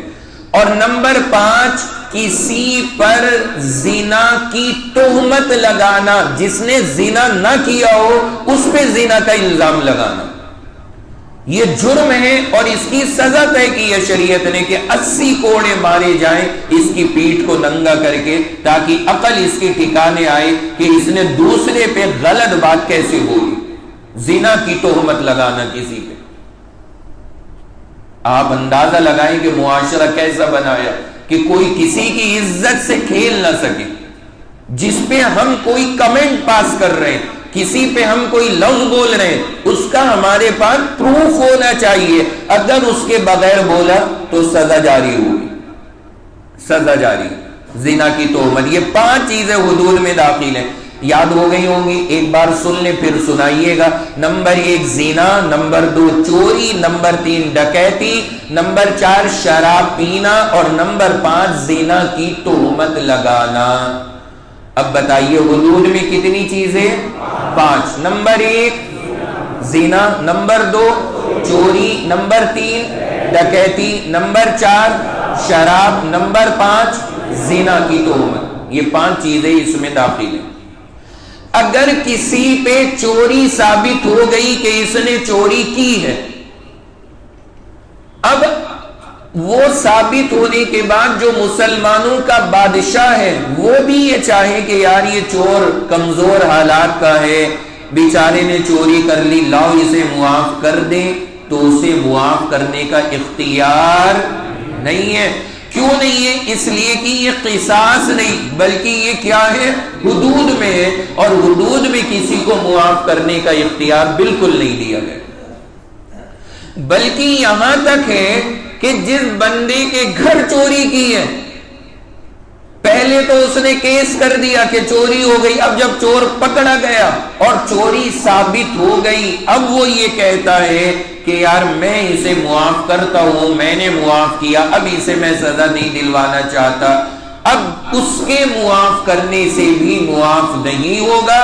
جب اس پہ چوری ثابت ہو گئی تو اب اس پہ سزا جاری کی جائے. اگر یہ رحم آنا تھا تو پہلے آنا تھا، یہ کیس لانا ہی نہیں تھا. لیکن جب کیس آ گیا، جرم ثابت ہو گیا، اب معاف کرنے کا اس بندے کو بھی اختیار نہیں، وہ بھی نہیں معاف کر سکتا. یہ حدود ہے اللہ کے. تو یہ 5 چیزیں. اور پھر اس کے بعد ہے وہ قصاص. قصاص کے اندر جرم تے، سزا تے اور معافی کا اختیار ہے. میں نے بتایا کہ وہ ایک جرم ہے صرف، اور وہ آپ کو پتہ ہی ہے کہ کسی کو قتل کرو، وہ ایک جرم اس کے اندر داخل ہے، وہ قصاص. اور شریعت نے اس کی سزا بھی طے کر دی ہے، اور شریعت نے بتا دیا کہ اگر کسی نے دوسرے کو قتل کیا تو پھر اس کو اس کے بدلے میں قتل کیا جائے گا. یہ شریعت کی بتائی ہوئی سزا ہے. لیکن ساتھ میں آپشن دے دیا کہ جو مرنے والا ہے اس کا وارث جو ہے اگر وہ چاہے تو قاتل کو معاف کر سکتا ہے. اسے شریعت نے یہ اختیار دیا ہوا. مرنے والے کا وارث وہ معاف کرنا چاہے قاتل کو تو اسے معاف کرنے کا اختیار ہے. اس لیے یہ قصاص کے اندر داخل ہے، اس میں معافی کا آپشن موجود ہوتا ہے. بھائی سمجھ میں آ گیا سب حضرات کو؟ اب تعزیرات، حدود اور قصاص یہ ساری آپ کو اسلامی سزاؤں کی نا پوری ڈیٹیل انشاءاللہ واضح ہو گئی ہوگی.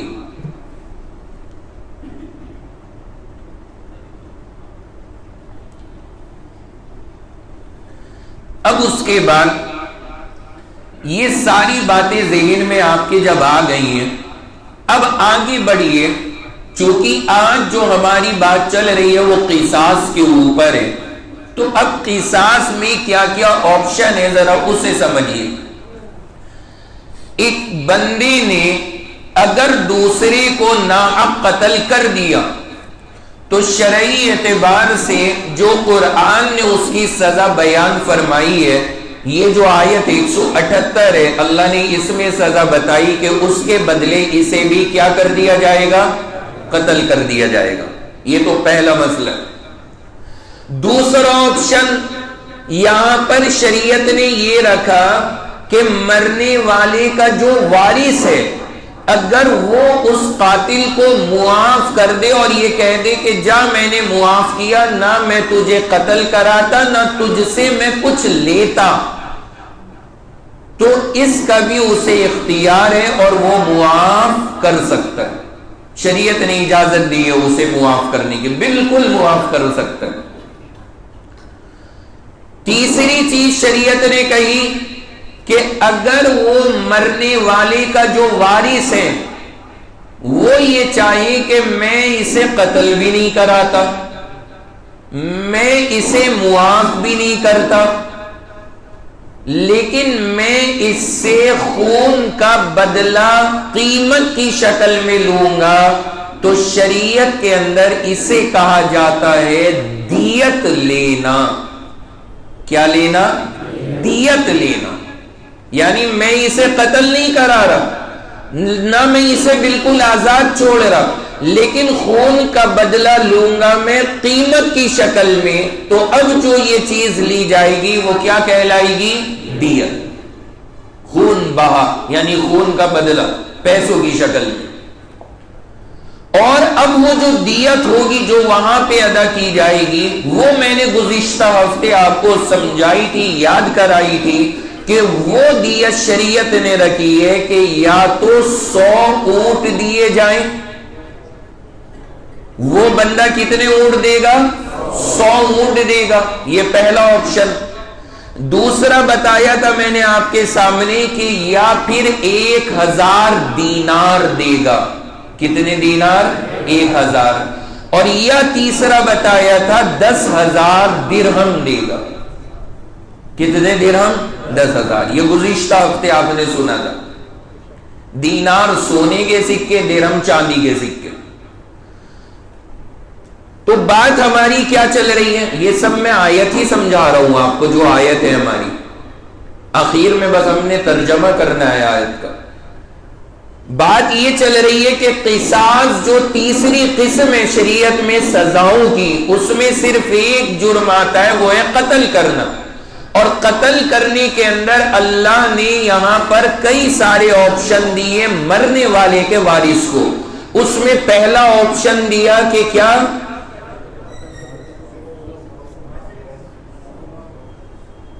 یہ دیکھیں یہ ہوتا ہے. اس لیے میں کہتا ہوں بولتے رہیے. یہ پہلی بار ہم سن رہے مسئلے میاں، اتنے آسان نہیں ہے ان آیات کو ذہن کے اندر بٹھانا.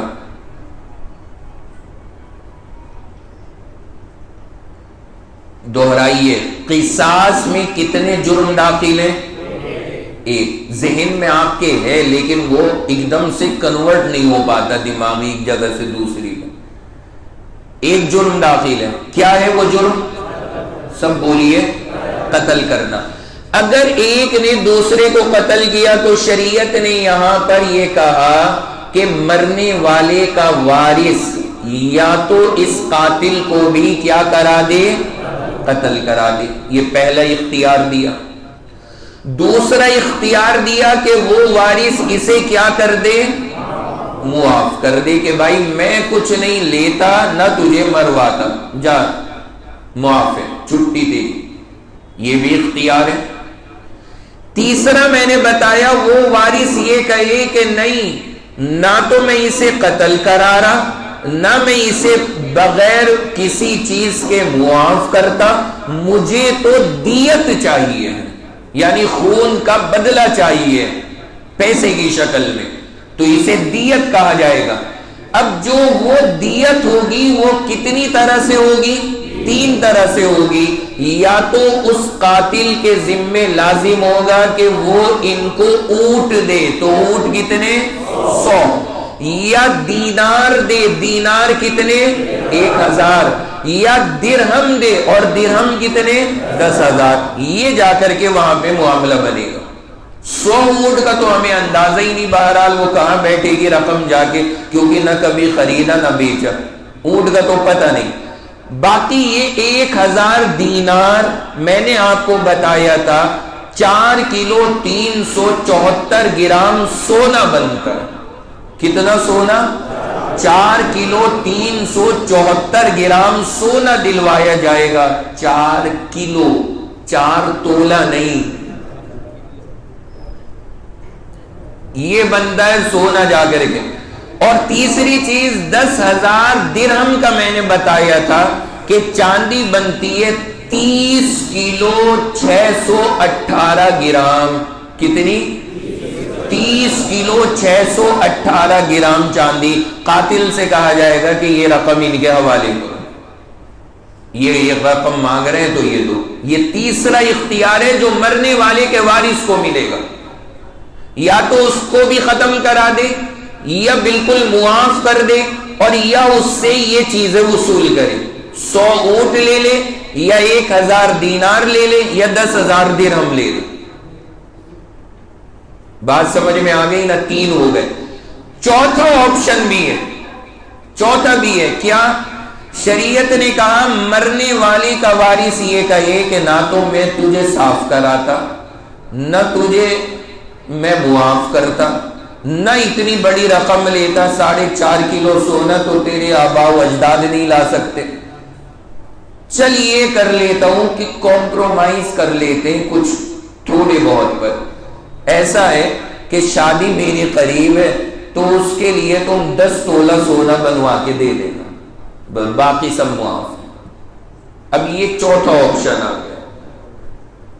بھائی سمجھ رہے ہیں نہیں آپ؟ اس نے کہا باقی سب ختم، بس یہ ٹینشن میری اتار دے، تو 10 تولہ سونا لا کر کے مجھے دے دے تاکہ میں اپنی شادی سکون سے کر لوں، بس اور کچھ مجھے نہیں چاہیے. یہ چوتھا آپشن ہو گیا.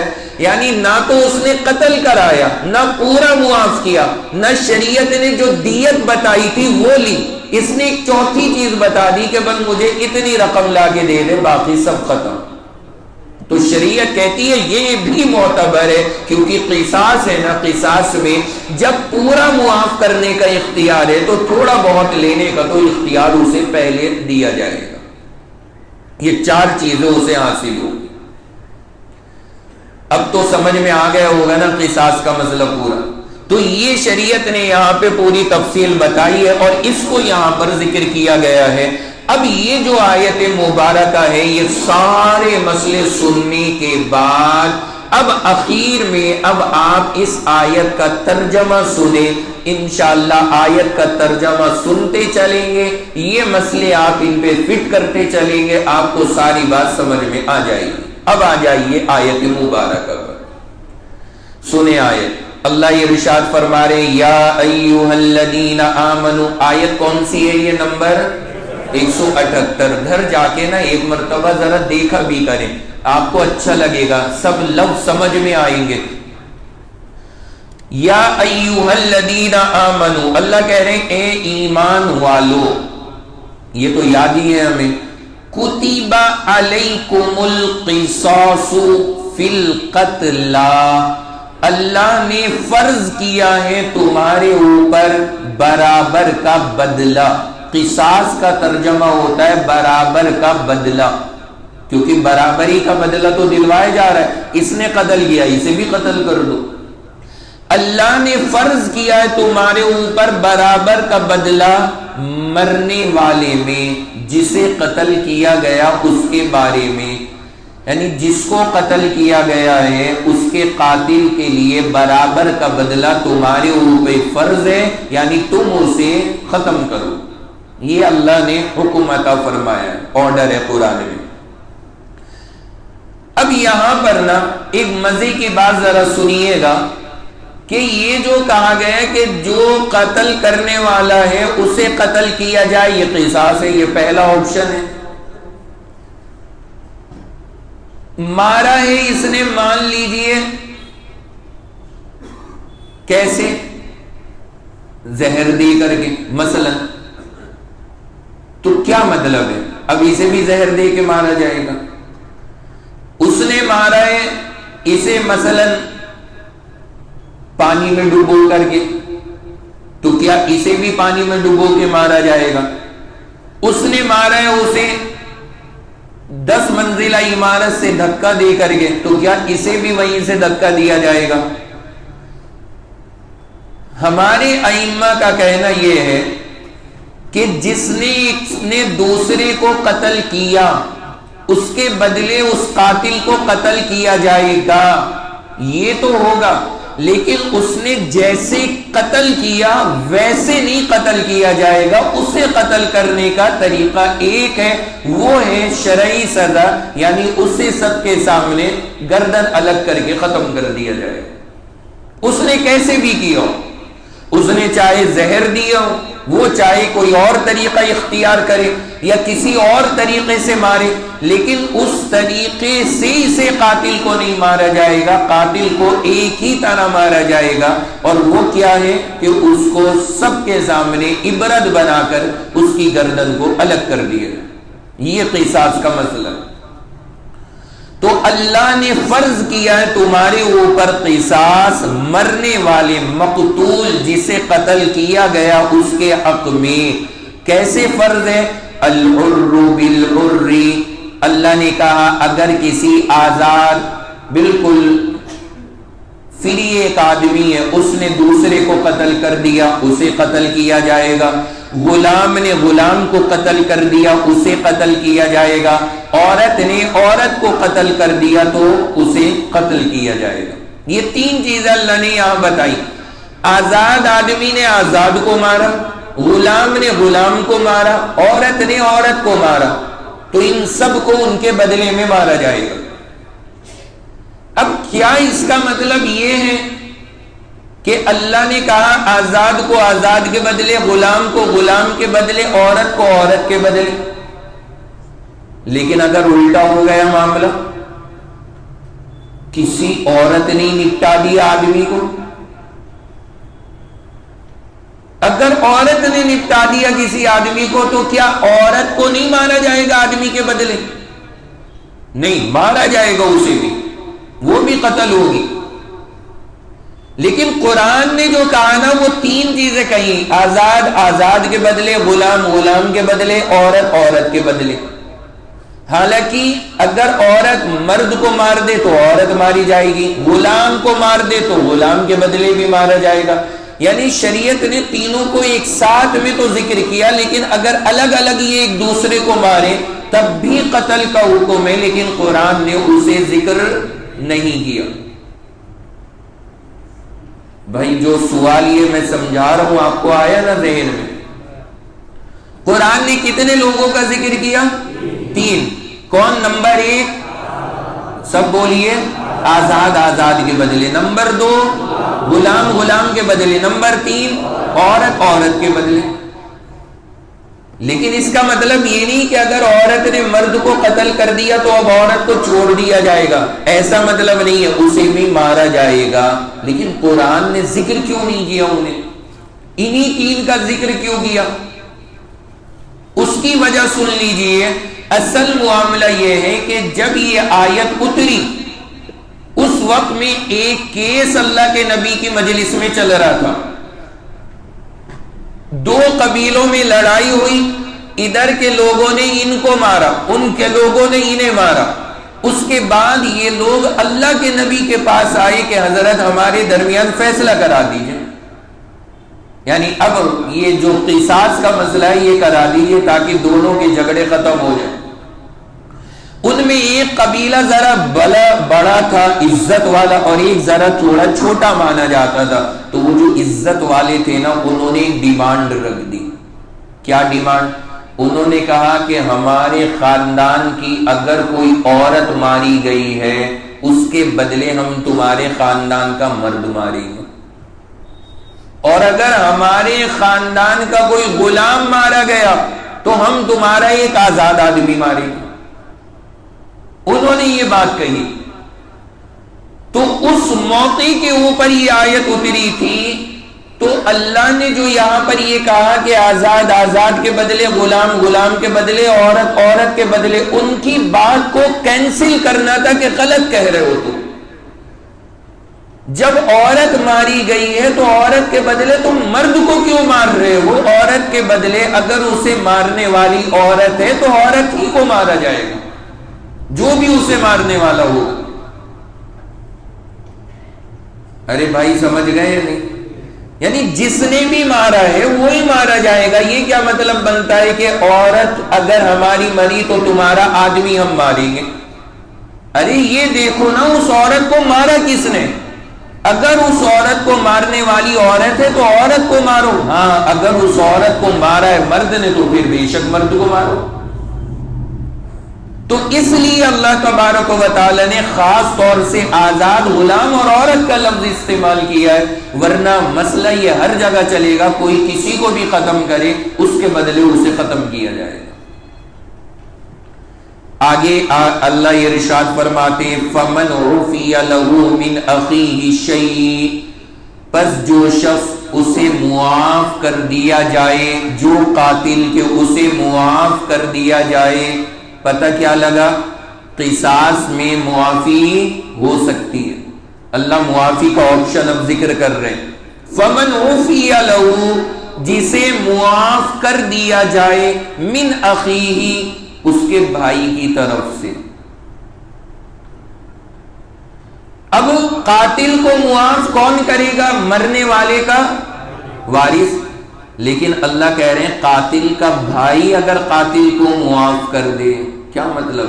یعنی اللہ نے مرنے والے کے وارث کو قاتل کا بھائی کہہ کے نا تھوڑی محبت دلائی ہے، یار کر دینا معاف، بھائی اپنے ہی آدمی، ہو گئی غلطی، جنون میں کر دی خطا، وہ سونا وہ چاندی لے کے نپٹا لینا مسئلہ، کیا ضرورت ہے اسے قتل کرانے کی؟ فَمَنْ عُفِيَ لَهُ مِنْ أَخِيهِ، یہ بھائی کا لفظ اللہ نے ذکر کیا کہ یہ احساس دلانا چاہتے ہیں کہ اگر تم معاف کر دو نا تو ذرا اچھا رہے گا، کیا ضرورت ہے اسے گردن اتروانے کی؟ وجہ سمجھ میں آئی نہیں آپ حضرات کو؟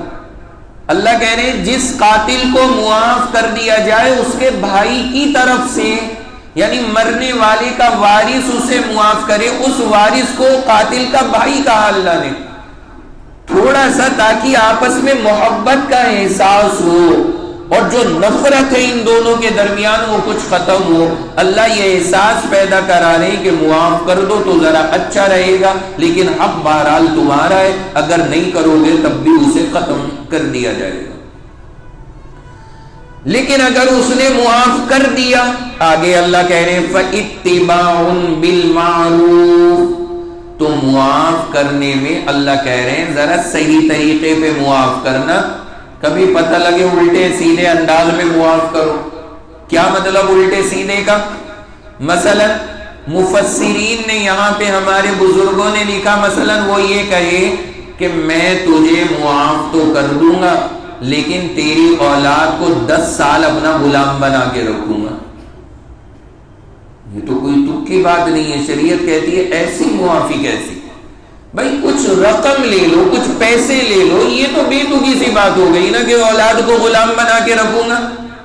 شریعت کہتی ہے ایسی باتیں نہ کہنا, جو صحیح انداز میں تمہارا حق ہے وہ مانگ سکتے ہو تم اس سے. وَأَدَاءٌ إِلَيْهِ بِإِحْسَانٍ, اللہ کہہ رہے اور ادا کر دینا اچھے طریقے پر. یعنی قاتل سے کہہ رہے اگر تیرے بھائی نے تجھے معاف کر دیا نا تو زیادہ کودا مت پھرنا. اس نے جو تجھ سے کہا ہے نا کہ 10 تولہ لا کے دے دے تو تو معاف ہے, تو ذرا ادا کرنے کی فکر میں بھی لگ جانا. اور اس نے کہا ہے کہ 1 سال بعد میرا نکاح ہے, اس سے پہلے چاہیے, تو واقعی تم ادا بھی کر دینا اس کو صحیح انداز میں. وَأَدَاءٌ إِلَيْهِ بِإِحْسَانٍ, اچھے انداز میں اس رقم کو ادا کر دینا.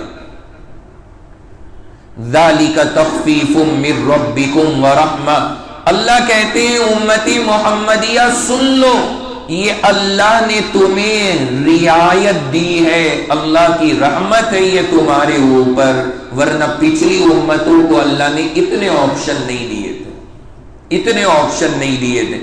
کیا ہوتا تھا پچھلی امتوں کے اندر؟ آپ ذرا اندازہ لگائیں. یہودیوں میں اگر ایک نے دوسرے کو قتل کر دیا, اللہ نے انہیں 2 آپشن دیے تھے, صرف 2 آپشن. نمبر 1, یا تو تم بدلے میں اسے قتل کرو, یہ آپشن. دوسرا دیا اللہ نے کہ تم اسے بالکل معاف کر دو, یا تو قتل یا بالکل معاف. لیکن ہمارے پاس 2 زیادہ دیے اللہ نے. یعنی یہودی اگر یہ چاہتے کہ کچھ پیسے لے کر کے ہم نپٹا دیں تو یہودیوں کے یہاں یہ عمل جائز, بولو بھائی, نہیں تھا, وہ نہیں کر سکتے تھے. امت محمدیہ میں اس کی اجازت دی گئی ہے کہ اگر آپ وہاں پر پیسے کے ذریعے معاملہ نپٹانا چاہو تو نپٹا سکتے ہو. امت محمدیہ کی خصوصیت یہودیوں میں نہیں تھا. یا تو اس کی گردن صاف کراؤ اور یا بالکل معاف کرو, 1 روپیہ بھی نہیں ملے گا تمہیں. یہودیوں کو یہ کہا گیا تھا. اور انجیل کے اندر عیسائیوں کے لیے کیا حکم تھا؟ وہاں پہ اللہ تبارک و تعالی نے انہیں کہا تھا کہ تمہارے پاس صرف ایک آپشن ہے, ایک نے دوسرے کو قتل کر دیا تو تمہیں اسے معاف ہی کرنا ہے, تم اس سے قصاص بدلہ بھی نہیں لے سکتے, معافی ہی معافی. تو وہاں پہ 2, یہاں پر صرف 1. اور امت محمدیہ میں کتنے آپشن؟ 4 آپشن دیے. اللہ اسے کہہ رہے ہیں یہاں پر آیت کے اندر, اللہ یہ ارشاد فرما رہے ہیں ذَلِكَ تَخْفِيفٌ مِّن رَّبِّكُمْ وَرَحْمَةٌ, یہ اللہ نے ہلکا کر دیا تمہارے لیے اور رحمت بنا دیا کہ اتنی رعایت دی ہے.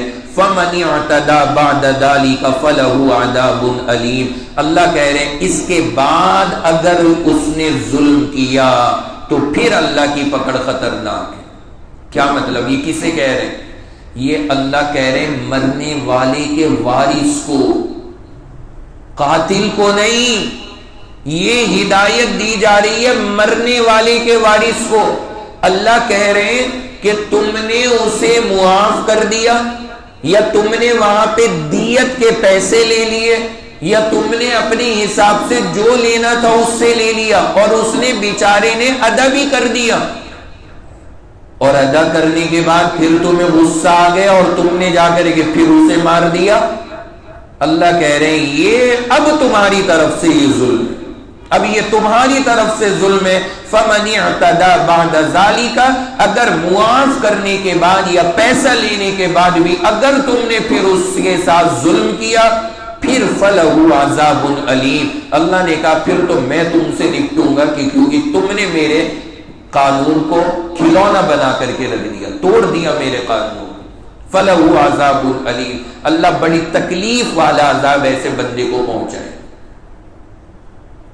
مضمون سمجھ میں آ گیا نا؟ یہ ہے یہاں پر آیت نمبر 178, 178. اللہ نے اس میں جو اتنا زبردست اسلام کا یہ نظام قصاص ذکر کیا اور اس کی ساری باتیں ذکر فرمائی ہیں، میں نے کوشش کر کے اس اہم ترین مسئلے کو ایک آسان انداز میں پیش کیا ہے آپ حضرات کے سامنے۔ اللہ کی ذات سے امید ہے انشاءاللہ یہ مسئلہ واضح ہوا ہوگا۔ اللہ تبارک و تعالی ہم سب کو تمام احکام اسلام صحیح انداز میں سمجھنے کی توفیق نصیب فرمائے۔ اب ذرا آپ بہت دن ہو گئے، پچھلا میں سنتا نہیں تھا، آج ذرا پورے درس کو ذرا دوہرا لیجئے تاکہ پھر اس کے بعد آپ کے سوالات کے جوابات ہو جائیں گے انشاءاللہ، کیونکہ مضمون ذرا نازک ہے، اس کو دوہرا لیں گے تو انشاءاللہ ذرا ذہن نشین اچھی طرح سے ہو جائے گا۔ سب سے پہلے یہ بتائیں کہ آیت نمبر، سب بولیے گا، جس کو بھی یاد ہے بولیں، کیا؟ 178۔ میں نے بتایا کہ اللہ نے پہلے قتل کرنے کے اوپر بتایا کہ کسی کو قتل کرنا کتنا بڑا گناہ، ایک آیت کے اندر اللہ نے کتنی سزا بتائی؟ 5 سزائیں۔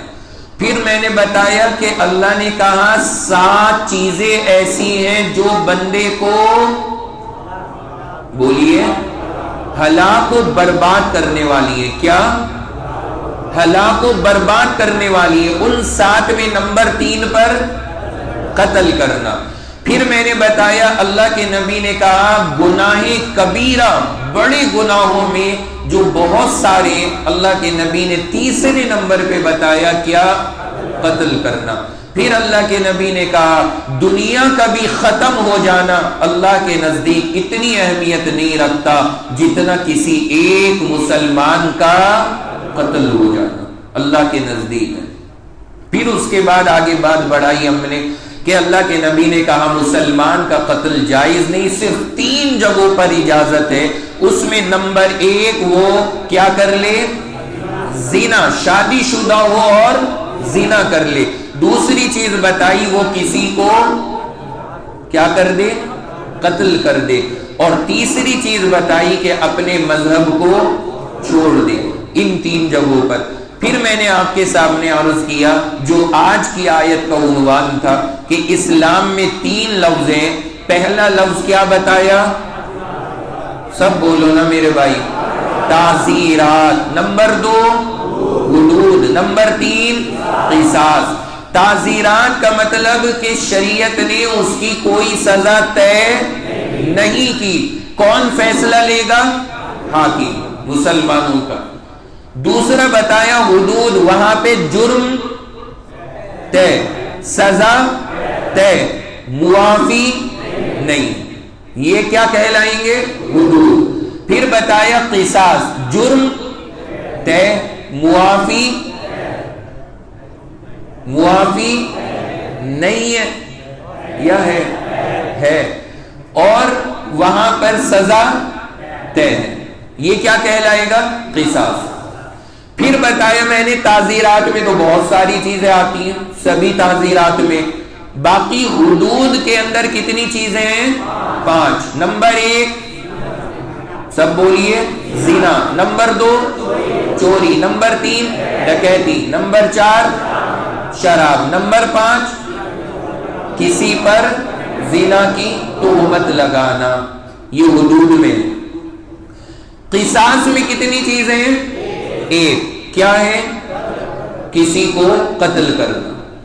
پھر قتل کے اندر میں نے بتایا کہ اگر قصاص کا مسئلہ ہو، کوئی دوسرے کو قتل کر دے تو مرنے والے کے وارث کو کتنے اختیار ملیں گے؟ 4۔ کتنے؟ 4۔ پہلا اختیار کے قاتل کو قتل کرا دے، نمبر 2 کیا کر دے؟ معاف کر دے، بالکل ختم معاملہ، کچھ نہیں، کوئی لین دین نہیں۔ تیسرا کیا بتایا؟ کیا لے اس سے؟ دیت لے، اور دیت میں نے بتایا کتنی چیزیں ہیں؟ 3 چیزیں۔ نمبر 1 یا تو 100 اونٹ، اور یا دینار 1000، اور یا درہم 10,000۔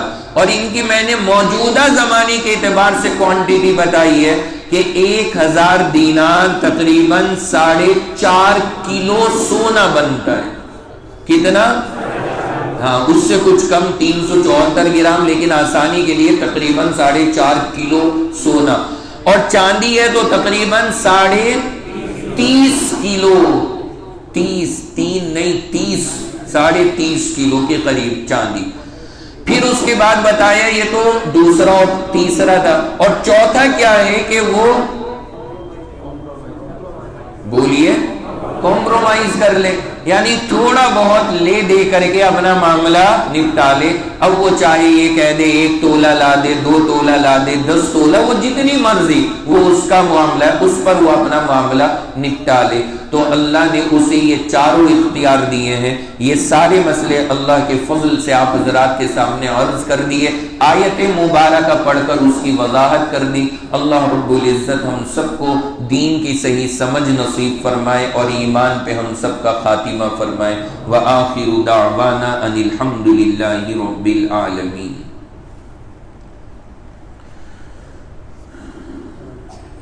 سوالات کے اندر آپ کا پہلا کہہ رہے ہیں مفتی صاحب حدیث کی روشنی میں جھائیوں کی دعا بتا دیجئے، کیونکہ ہر طرح کے ٹیوب لگا لیے۔ یہ کہہ رہے ہیں جھائیاں، بظاہر یہ چہرے پہ جو جھریاں سی پڑ جاتی ہیں، سکڑ سا جاتا ہے، اس کا پوچھ رہے ہیں۔ ہاں قرآن پاک کے اندر سورہ والتین ہے، اس میں 4 نمبر کی آیت لقد خلقنا الانسان فی احسن تقویم، اس کو ہر نماز کے بعد 11 بار پڑھ کے ہاتھوں پہ دم کر کے چہرے پہ پھیر لیا کریں۔ کہہ رہے ہیں اگر کوئی میلے میں صرف شاپنگ کرنے کے لیے جائے تو اس کا میلے میں جانا جائز ہے یا ناجائز ہے؟ سیزن آ رہا ہے، ابھی سے مسئلے آنے لگے ہیں۔ چلے ماشاءاللہ صحیح کیا انہوں نے، ورنہ لوگ ہمارے یہاں گزرنے کے بعد پوچھتے ہیں، انہوں نے آنے سے پہلے پوچھا۔ دیکھیں جو غیر مسلموں کے مذہبی میلے ہیں اس میں ہمارے لیے شاپنگ کے لیے بھی جانے کی اجازت نہیں ہے، جو ان کا مذہبی میلہ ہے۔ اور باقی ایک ہوتی جو خالی نمائش کے نام پہ لگتی، اس سے بندہ جا کر کے خریداری کر سکتا ہے، وہاں اجازت ہے۔ اور جو یہ ہمارے یہاں اب سیزن آ رہا ہے، یہ ہوتا ہے ایک مذہبی خاص میلہ، ایک پورے مذہبی عبادت کے تصور کے ساتھ میں اور اس کے لوازمات کے ساتھ میں پھر اس کو ادا کیا جاتا ہے۔ تو ہمارے لیے شرعاً اس میں جانا یا وہاں کی رونق میں اضافہ کرنا جائز نہیں ہوگا، ہمیں اور آپ کو اس سے بچنا چاہیے۔ 2-4 روپے کے نفع کے چکر میں وہاں جا کر کے نعوذ باللہ خطرے میں مبتلا نہ ہو۔ اور ویسے بھی آج کل کے حالات ایسے نہیں ہیں، آدمی ایسی جگہوں پہ جائے، خاص طور سے خواتین کو لے کر کے جانا، یہ اور زیادہ عجیب و غریب آج کل کے حالات سے آپ بخوبی واقف ہیں، اس لیے ویسے بھی اس طرح کی جگہوں سے بندے کو خاص احتیاط رکھنی چاہیے۔ کہہ رہے ہیں جو 6 نمبر ہوتے ہیں اللہ نام کا یہ بانٹتے ہیں، ان کے یہاں کا کھانا کھانا صحیح ہے یا غلط ہے، جیسے کہ شیرنی وغیرہ؟ 6 نمبر کون ہے؟ اب مجھے نہیں پتا یہ۔ اچھا یہ جو لوگ ہوتے ہیں، یہ لوگ اللہ نام کا اگر بانٹ رہے ہیں تو پھر ایسے موقع کے اوپر چونکہ ان کی آمدنی اکثر جو ہے وہ غلطی طریقے سے ہوتی ہے، زبردستی وصول کرنا، ناچ گا کے پیسہ کمانا، تو اگر وہ آمدنی حرام ہے تو پھر ہمارے لیے کھانا صحیح نہیں ہے۔ لیکن اگر کوئی ایسا ہے کہ جس کی آمدنی حلال ہے، کوئی کاروبار ہے، کوئی بزنس ہے اور پھر اس سے خرچ کر رہا ہے، تو حلال آمدنی سے بندہ کھا سکتا ہے۔ بس یہ چیز دیکھ لینی ہے، حرام ہے تو نہیں لے سکتے، اور اکثر حرام ہی کا معاملہ ہوتا ہے، اس لیے بچنا چاہیے، لینا نہیں چاہیے۔ اگر کوئی شخص کسی کا قرضہ واپس نہ دے بار بار مانگنے کے باوجود، کیا ہم اس کی بے عزتی کر سکتے ہیں؟ بھائی بے عزتی کا تو ابھی آپ نے سنا نا، مسلمان کے لیے بے عزتی مناسب نہیں ہے، اس کی عزت کا تو خیال رکھیں۔ باقی یہ ہے کہ آپ اس کو مانگیں، سمجھائیں، تھوڑا ڈرائیں دھمکائیں، تھوڑا سا زور ڈالیں، وہ سب صحیح ہے، لیکن بے عزتی نہ کریں، وہ چیز ذرا مناسب نہیں۔ کہہ رہے ہیں کہ آپ کا بیان ہے یوٹیوب پر حضرت عمر کا، کہ ایک جگہ آپ نے کہا حضرت عمر ایک تہمت باندھتے تھے، اور ایک بیان میں آپ نے کہا کہ حضرت عمر کے کرتے میں پیبند تھے، یہ دونوں باتیں الگ ہو گئیں، وضاحت کریں۔ حضرت عمر کے بارے میں نے کبھی بتایا کہ وہ ایک تیمن میں ہوتے تھے، کبھی بتایا کہ کرتے میں پیوند ہوتے تھے. اب یہ پوچھ رہے ہیں مطلب کیا؟ میرے بھائی کبھی کرتا پہنتے تھے کبھی نہیں پہنتے تھے. ایسا نہیں تھا کہ حضرت عمر نے کرتا اپنے اوپر حرام کر لیا تھا کہ میں نے پہننا ہی نہیں ہے کرتا. پہنا بھی ہے کرتا، نہیں بھی پہنا ہے تو وہ ایک شان تھی ان کی، بہرحال نہیں پہنتے تھے کبھی کبھار اور اسی انداز میں وہ بیٹھتے تھے. لیکن وہ ویسے بھی پہلوانی کا مرحلہ تھا اور وہ اس طرح کے امور میں رہتے تھے. لیکن پہننا بھی ثابت ہے، ایسا نہیں ہے کہ آپ نے کبھی زندگی میں پہنا ہی نہیں. تو دونوں طرح کی چیزیں، تو کبھی اس کا ذکر آ جاتا ہے کبھی اس کا ذکر آ جاتا ہے. کہہ رہے ہیں کہ کچھ ہفتے پہلے کسی نے ویڈیو بنا کر یوٹیوب پر آپ کی اپلوڈ کی. اب بھائی میں کس کس کو سمجھا سکتا ہوں؟ میں اپنے عمل کا ذمہ دار ہوں، میں دوسروں کے اعمال کا ذمہ دار نہیں ہوں. اب کوئی کیا کر رہا ہے وہ جانے، خدا جانے. اب وہ اپنے عمل کا حساب خود دینے والا ہے، ہم اپنے عمل کے حساب والے. تو اس لیے ہمیں خود کو دھیان رکھنا چاہیے کہ ہم ایسی کوئی حرکت نہ کریں. یہ پوچھ رہے ہیں کہ بھابھی ہماری والدین کے ساتھ چلی گئی، 1 سال 9 مہینے بعد وہ آنے کے لیے تیار ہوئی، اس پر شریعت کی طرف سے کوئی مسئلہ تو نہیں؟ کچھ کہہ رہے ہیں کہ نکاح دوبارہ ہوگا، 1.25 سال سے میاں بیوی میں بات نہیں ہوئی. نکاح اتنا ہلکا عمل نہیں ہے کہ 2 سال میں کمزور پڑ جائے. 10 سال بعد بھی اگر آئے گی تو نکاح باقی رہے گا، نکاح پہ کوئی فرق نہیں پڑتا. نکاح ہمیشہ کے لیے ایسے ہی کا ایسا باقی رہے گا جب تک کہ نکاح کو باقاعدہ ختم نہ کیا جائے. دور رہنے سے یا بات نہ کرنے سے نکاح نہیں ختم ہوتا، چاہے 2 سال ہو یا 10 سال ہو، نکاح رہے گا. یہ پوچھ رہے ہیں ٹیچرز ڈے پر گفٹ دینا اور لینا ایک مسلمان کے لیے کیسا ہے جبکہ یہ ایک غیر مسلم کے نام سے منایا جاتا ہے؟ بھائی دیکھیں، غیر مسلم کا ہو یا مسلمان کا ہو، لیکن ہے فضول عمل، بے تکا عمل ہے. یہ کیا طریقہ ہے؟ مطلب بچوں سے خرچ کرانا ٹیچرز کے اوپر، یہ بہت گری ہوئی حرکت ہے، بہت گرا ہوا عمل ہے. ہم یہ سمجھتے ہیں ٹیچر خرچ کرے نا بچوں پہ جو کر سکتا ہے. ہم نے بچپن سے یہی سیکھا ہے اور اسی پر اللہ کے شکر سے عمل ہے. زندگی میں بھی ہم اپنے طلبہ کی 1 روپے کی چیز اپنے لیے جائز نہیں سمجھتے. جب تک کوئی طالب علم پڑھتا ہے، گھر سے آتے ہیں بچے ڈبے لے کر آتے ہیں، مفتی صاحب یہ مٹھائی کا ڈبہ، میں کہتا ہوں قبول ہی نہیں کرنا، لے جاؤ واپس. ایک چیز تمہاری قبول نہیں. کب تک؟ جب تک تم پڑھ رہے ہو. پڑھ کے چلے جاؤ گے پھر بھیجنا کتنے ڈبے بھیجنے، پھر بھیجنا. ابھی تو آپ طالب علم ہو، ابھی یہ گفٹ وغیرہ کے سلسلے نہیں، ابھی آپ تعلیم میں لگو اور اپنی ضروریات پہ خرچ کرو. ان چیزوں پہ نہیں کرنا چاہیے. یہ تو فضول حرکتیں ہمارے یہاں نعوذ باللہ چلی ہوئی ہیں. اور باقاعدہ مکلف بنایا جاتا ہے انہیں کہ لے کر کے آؤ. بچے ضد کرتے ہیں، بعض مرتبہ ماں باپ کے پاس نہیں بھی ہوتا، پھر بھی انہیں دینا پڑتا ہے کہ بچے کو ورنہ مایوسی ہوگی وہاں پہ جا کے. یہ بس کیا کریں، یہ کلچر ہمارے اسکولوں کا ہے. اللہ کا شکر ادارے ہمارے دینی ان بلاؤں سے محفوظ ہیں، اور کب آتا ہے کب گزر جاتا ہے پتہ بھی نہیں لگتا. یہ کہہ رہے ہیں مفتی صاحب رشتہ داروں کی جب ہم دعوت کریں گے اس آیت پر عمل کرتے ہوئے جو ہمارے سبق میں چل رہی ہے، تو رشتہ داری میں بہت سے رشتہ دار بے پردہ آتے ہیں. اب اگر ان سے کہو تو وہ پردے کے لیے کہیں تو لڑائی ہونے کا بھی خطرہ ہوتا ہے. یہ کہہ رہے ہیں کہ آپ نے بتایا رشتہ داروں پہ خرچ کرو، اب اگر ان کی دعوت کریں تو پردے کا مسئلہ آئے گا، کہو پردہ کرے تو لڑائی ہوگی. اب کیا کریں بھائی؟ یہ تو آپ نے مینج کرنا ہے نا. اور خالی دعوت میں نہیں، اگر آپ مان لیجئے اس آیت پہ عمل نہ کرتے ہوئے رہیں تب بھی تو کبھی نہ کبھی آنا جانا ہوگا. وہ ویسے بھی آئیں گے، آپ بھی جائیں گے، تو تب کیا کریں گے آپ نے اس بات کے اندر یہ پوچھ لیا کہ دعوت میں کیسے ہوگا، تو بغیر دعوت کے بھی جب رشتہ داری ہے تو ویسے بھی ہوگا. تو یہ تو ہمیں خود اس کا خیال رکھنا ہے کہ ہم اس چیز کو کیسے مینج کریں. لیکن بہرحال کرنا پڑے گا کیونکہ شریعت کا وہ حکم ہے، ہم اس کے پابند ہیں. کہہ رہے ہیں بہت ساری عورتیں نماز پڑھتے ہوئے پیروں کے بیچ میں جگہ چھوڑ دیتی ہیں. غلط ہے یہ طریقہ. عورت کے لیے حکم ہے پیروں کو ملا کر کے کھڑے ہوں. وہ مردوں کا حکم ہے کہ پیروں میں فاصلہ ہوگا.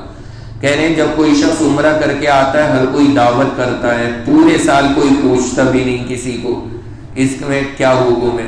کہہ رہے ہیں کہ صرف عمرہ کر کے آئے دعوت کر رہے ہیں. دیکھیں کوئی بندہ محبت میں اگر دعوت کر رہا ہے کہ عمرہ کیا حج کیا, یہ کوئی گناہ میں داخل نہیں ہے. لیکن آج کل جس انداز میں صرف ایک رسمیں بنائی جا رہی ہیں وہ عمل ذرا بہتر نہیں ہے. باقی کبھی کبھار کوئی ویسے ہی دعوت کر دے کہ بھائی حج کر کے آئے ہیں بڑے لمبے سفر سے, لاؤ ان کی دعوت کر دی جائے, تو یہ کوئی شریعت منع نہیں کرتی. لیکن ان چیزوں کو لازمی سمجھ لینا, نہ کرے تو شکایت کرنا کہ فلاں نے تو رشتہ دار نے دعوت بھی نہیں کی, دیکھو انہوں نے بلایا بھی نہیں, یہ چیزیں غلط ہیں. اس طرح کا عمل نہیں ہونا چاہیے. کہہ رہے شوہر نے طلاق دی, اب لڑکی والے ڈیمانڈ کرتے ہیں پیسوں کی, نہ اس کا کیا حکم ہے؟ بھائی غلط ہے میرے بھائی, نہیں کرنا چاہیے. اب جب فیصلہ ہو رہا ہے تو جو حق بنتا ہے بس وہ کر لو معاملہ. بنا وجہ زیادہ رقمیں مانگنا وہ چیز شرعاً غلط ہے, بہتر نہیں ہے. کہہ رہے ہیں آپ سے یہ بات پوچھنی تھی کہ گانے بجانے کا جو کام کرتے ہیں جیسے سیرا یا ڈی جے وغیرہ, ان کے گھر کھانے کا کیا حکم ہے؟ بھائی جائز نہیں ہوگا. جو حرام کی آمدنی ہے تو اس کے یہاں کھانا جائز نہیں. پوچھنا ہے کہ شوہر میری ہر بات مانتا ہے, اچھا 2 رکعت شکرانی کی پڑھیں پہلے, لیکن اپنے گھر والوں سے میرے حق کی بات نہیں کہتا. اس کے لیے کوئی اچھی سی دعا بتائیں. اس کو سیدھا لکھ دیتے نا اس میں کہ ایسی دعا بتائیں کہ شوہر جورو کا غلام بن جائے. شارٹ کٹ میں ہو جاتا, بنا وجہ 5 لائنیں خراب کی. بندہ ساری باتیں مان رہا ہے, خود لکھا ہے کہ ساری باتیں مان رہا ہے, لیکن گھر والوں سے اس کے حق کی بات. عورت کیا چاہتی کہ اگر ذرا سا مسئلہ گھر میں ہو جائے نا تو یہ سینہ تان کے لڑے میری طرف سے. بھائی اسے ادھر کا بھی مسئلہ مینج کرنا ہے, ماں بہن کو بھی دیکھنا ہے, اسے خالی آپ ہی نہیں ہو, اسے دونوں طرف سے بیلنس بنا کے چلنا ہے. تو اس لیے اگر آپ کی وہ ساری باتیں مان رہا ہے اور ایک آدھ جگہ وہ آپ کی طرف سے نہیں بولتا, چپ رہتا ہے اور آپ کو خاموش کر دیتا ہے, تو آپ بھی صبر کیا کریں. شوہر تو آپ کا ہے ہی, تو پھر گھبرانے کی کیا بات ہے؟ اس لیے ہر جگہ جواب کی فکر نہیں کرنی چاہیے, تھوڑا اس بیچارے کا بھی لحاظ کیا کریں. بٹنا لگانا کیسا ہے؟ میں نے پہلے بتایا ہے کہ یہ جائز ہے لیکن کچھ شرطوں کے ساتھ. کیا کہ بٹنا جب کسی کے لگایا جائے, مرد ہے تو پورا سطر اس کا چھپا ہو, جیسے مثلا ناف سے گھٹنے تک, اور جو اس کے لگانے والا ہے ان کی عمر 60 سال سے زیادہ کی ہو. 4-5 بوڑھے 60-70 سال کے انہیں بٹھا کے بدن میں ملوائے تو پھر بے شک ملوائے, روز ملوائے, کوئی حرج کی بات نہیں. اب آپ کہیں گے پھر تو معاملہ ہی خراب, تو پھر وہی تو غلط ہے. کیوں بٹنا غلط کیوں ہو جاتا ہے؟ لیڈیز ملتی, وہ ناجائز ہے, اس کی شریعت نے اجازت نہیں دی ہے. کہہ رہے ہیں شوہر نے چھوڑ دیا کسی اور کے چکر میں اور فیصلہ ہو گیا, کن کن چیزوں کا خیال رکھنا ہے عدت میں؟ عدت میں بس 2 باتوں کا خیال. نمبر 1 میک اپ نہیں ہونا چاہیے, اور نمبر 2 گھر سے باہر نہیں جانا ہے. بس باقی اپنا گھر میں رہتے ہوئے مشغول رہیں. رات میں جھاڑو بالکل صحیح ہے, میں تو ابھی آنے سے پہلے بھی کہہ کر آیا اہلیہ کو کہ جھاڑو لگا دینا, تو گندگی ہو رہی ہے, تو اب لگ رہی ہوگی, تو اس لیے کوئی حرج کی بات نہیں ہے. جس کمرے میں LCD یا ٹی وی ہو اس میں نماز ہو جائے گی یا نہیں؟ جس کمرے میں LCD وغیرہ لگی ہوئی ہے ظاہر سی بات ہے بند ہے تو نماز بندہ پڑھے, نماز ادا ہو جائے گی. چلتی ہوئی ہوگی تو وہ تصویروں کے حکم میں نماز مکروہ تحریمی ہوگی. تو اس لیے کم سے کم ہونی نہیں چاہیے. اصل تو یہ ہے ایک مسلمان کے گھر, اور اگر ہے بھی تو بند ہونی چاہیے تاکہ نماز صحیح طور پر ادا ہو جائے. اپنے طور پر مختصر دعا فرمائیں.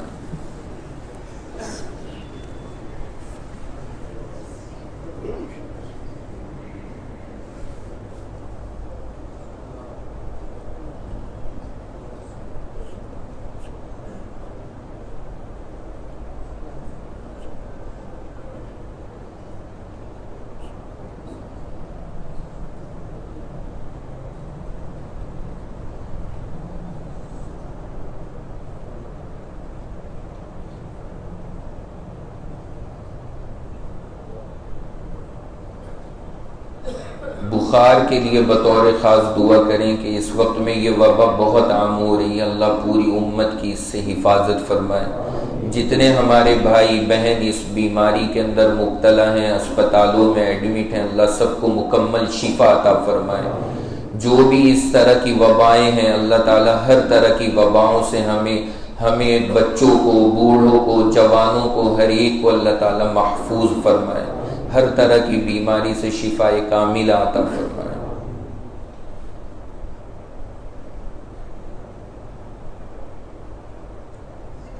وصلی اللہ تعالی علی خیر خلقہ محمد وعلی آلہ واصحابہ اجمعین برحمتک یا ارحم الراحمین۔